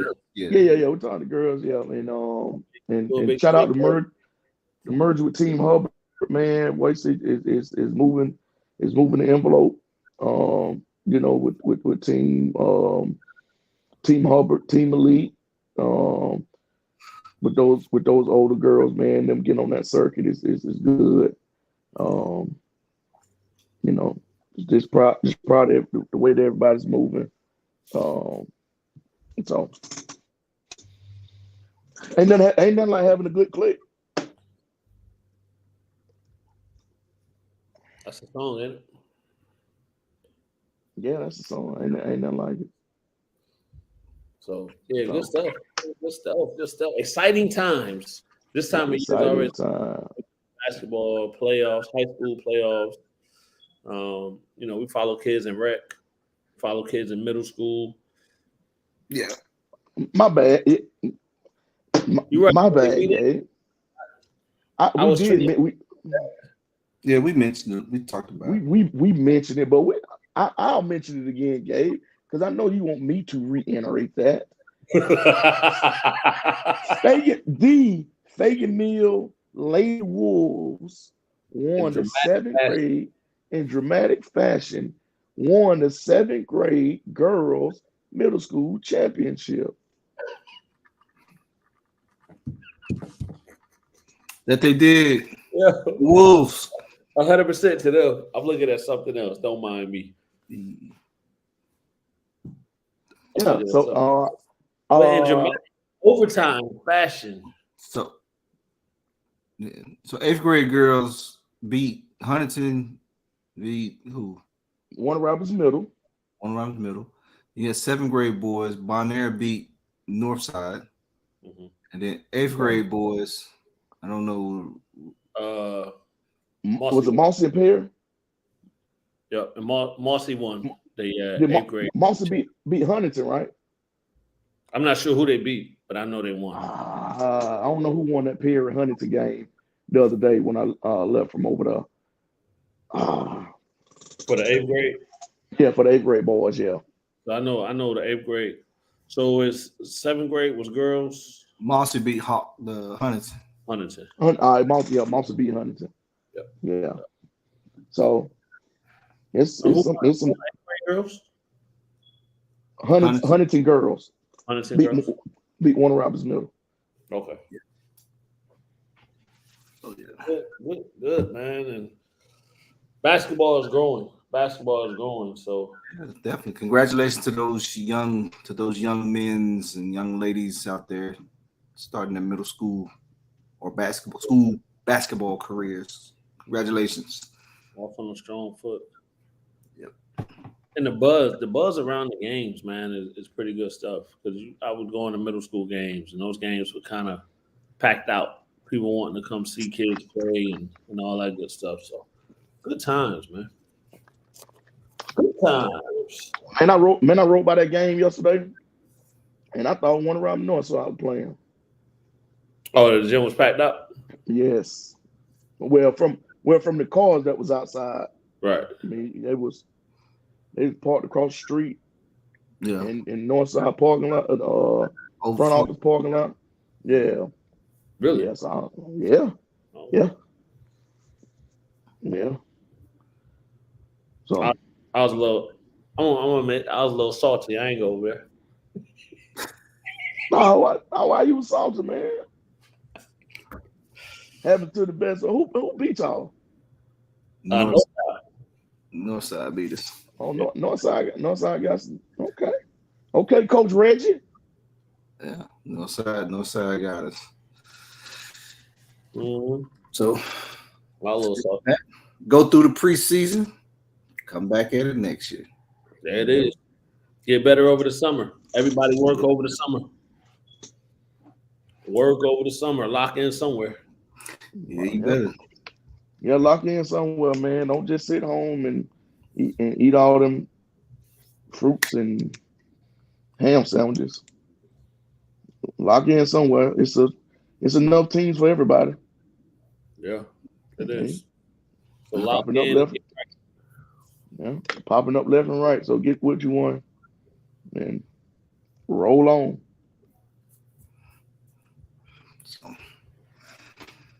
All right. Yeah. All right. Oh, all right. So now that I got to go to work in the morning, y'all about ready to go? There you go. The working man. Working man. The working man. Look. Hard times, man. Hard times. Tell me about it. I tell you what, if I get this, if my tax money come, I'm take off about 2 weeks. I'm just telling you. So they let my taxes come this week. or in a week. I don't care when they come. I'm taking off for 2 weeks. It's an automatic 2-week takeoff. Yeah. Just said don't get a hot dog from Northside High. Don't get a hot dog. What happened? I don't know. So don't tell me Warner Robins got the best hot dog too. We compete in everything. We got the best hot dog too. So Chess just told y'all not to get no hot dog from Northside. So that means who's the winner? Us. We don't compete with nobody else. Chess, what veterans hot dogs like? We don't. That mean that'll be y'all argument. Who had the best hot dog between y'all and veterans? I'm just saying we if we playing a game of marbles or something, we ain't competing with nobody but Northside. Amen. And what? Marbles, flipping coins, whatever. Oh, see, Hoko's is better. So who's better, Chess? Hoko's or Warner Robins? We don't compete with y'all, man. I didn't told you that. We Bruce just said play against y'all. Bruce said don't get Hoko dogs. So you already know what time it is. And hot dogs, yeah, Chess. Bruce is a homer. He gonna stay with veterans.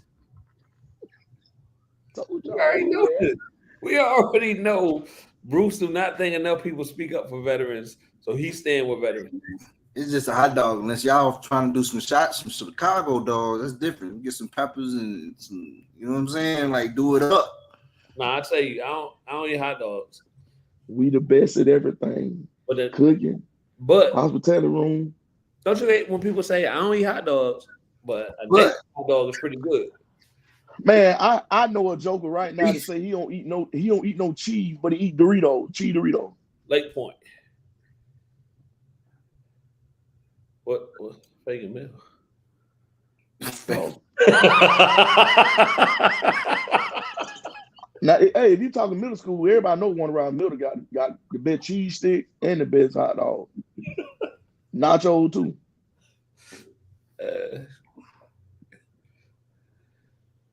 You said watch it now. Look, he knows exactly what I'm talking about. Joker say he don't eat cheese, but he eat Doritos. Nacho cheese Doritos. Hey.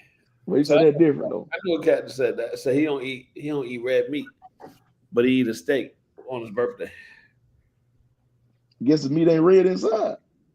But I'm like, that don't make sense. No, it doesn't. I don't eat. Or I'll eat a pork chop if you cook it right.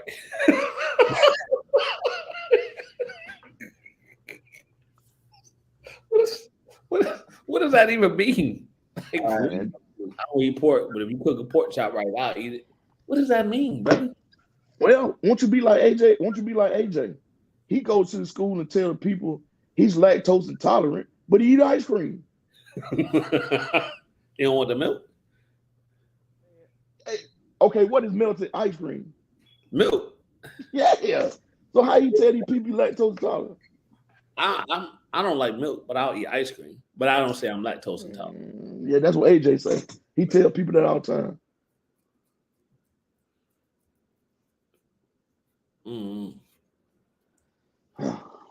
But that Charles gonna take us out. What are you gonna do?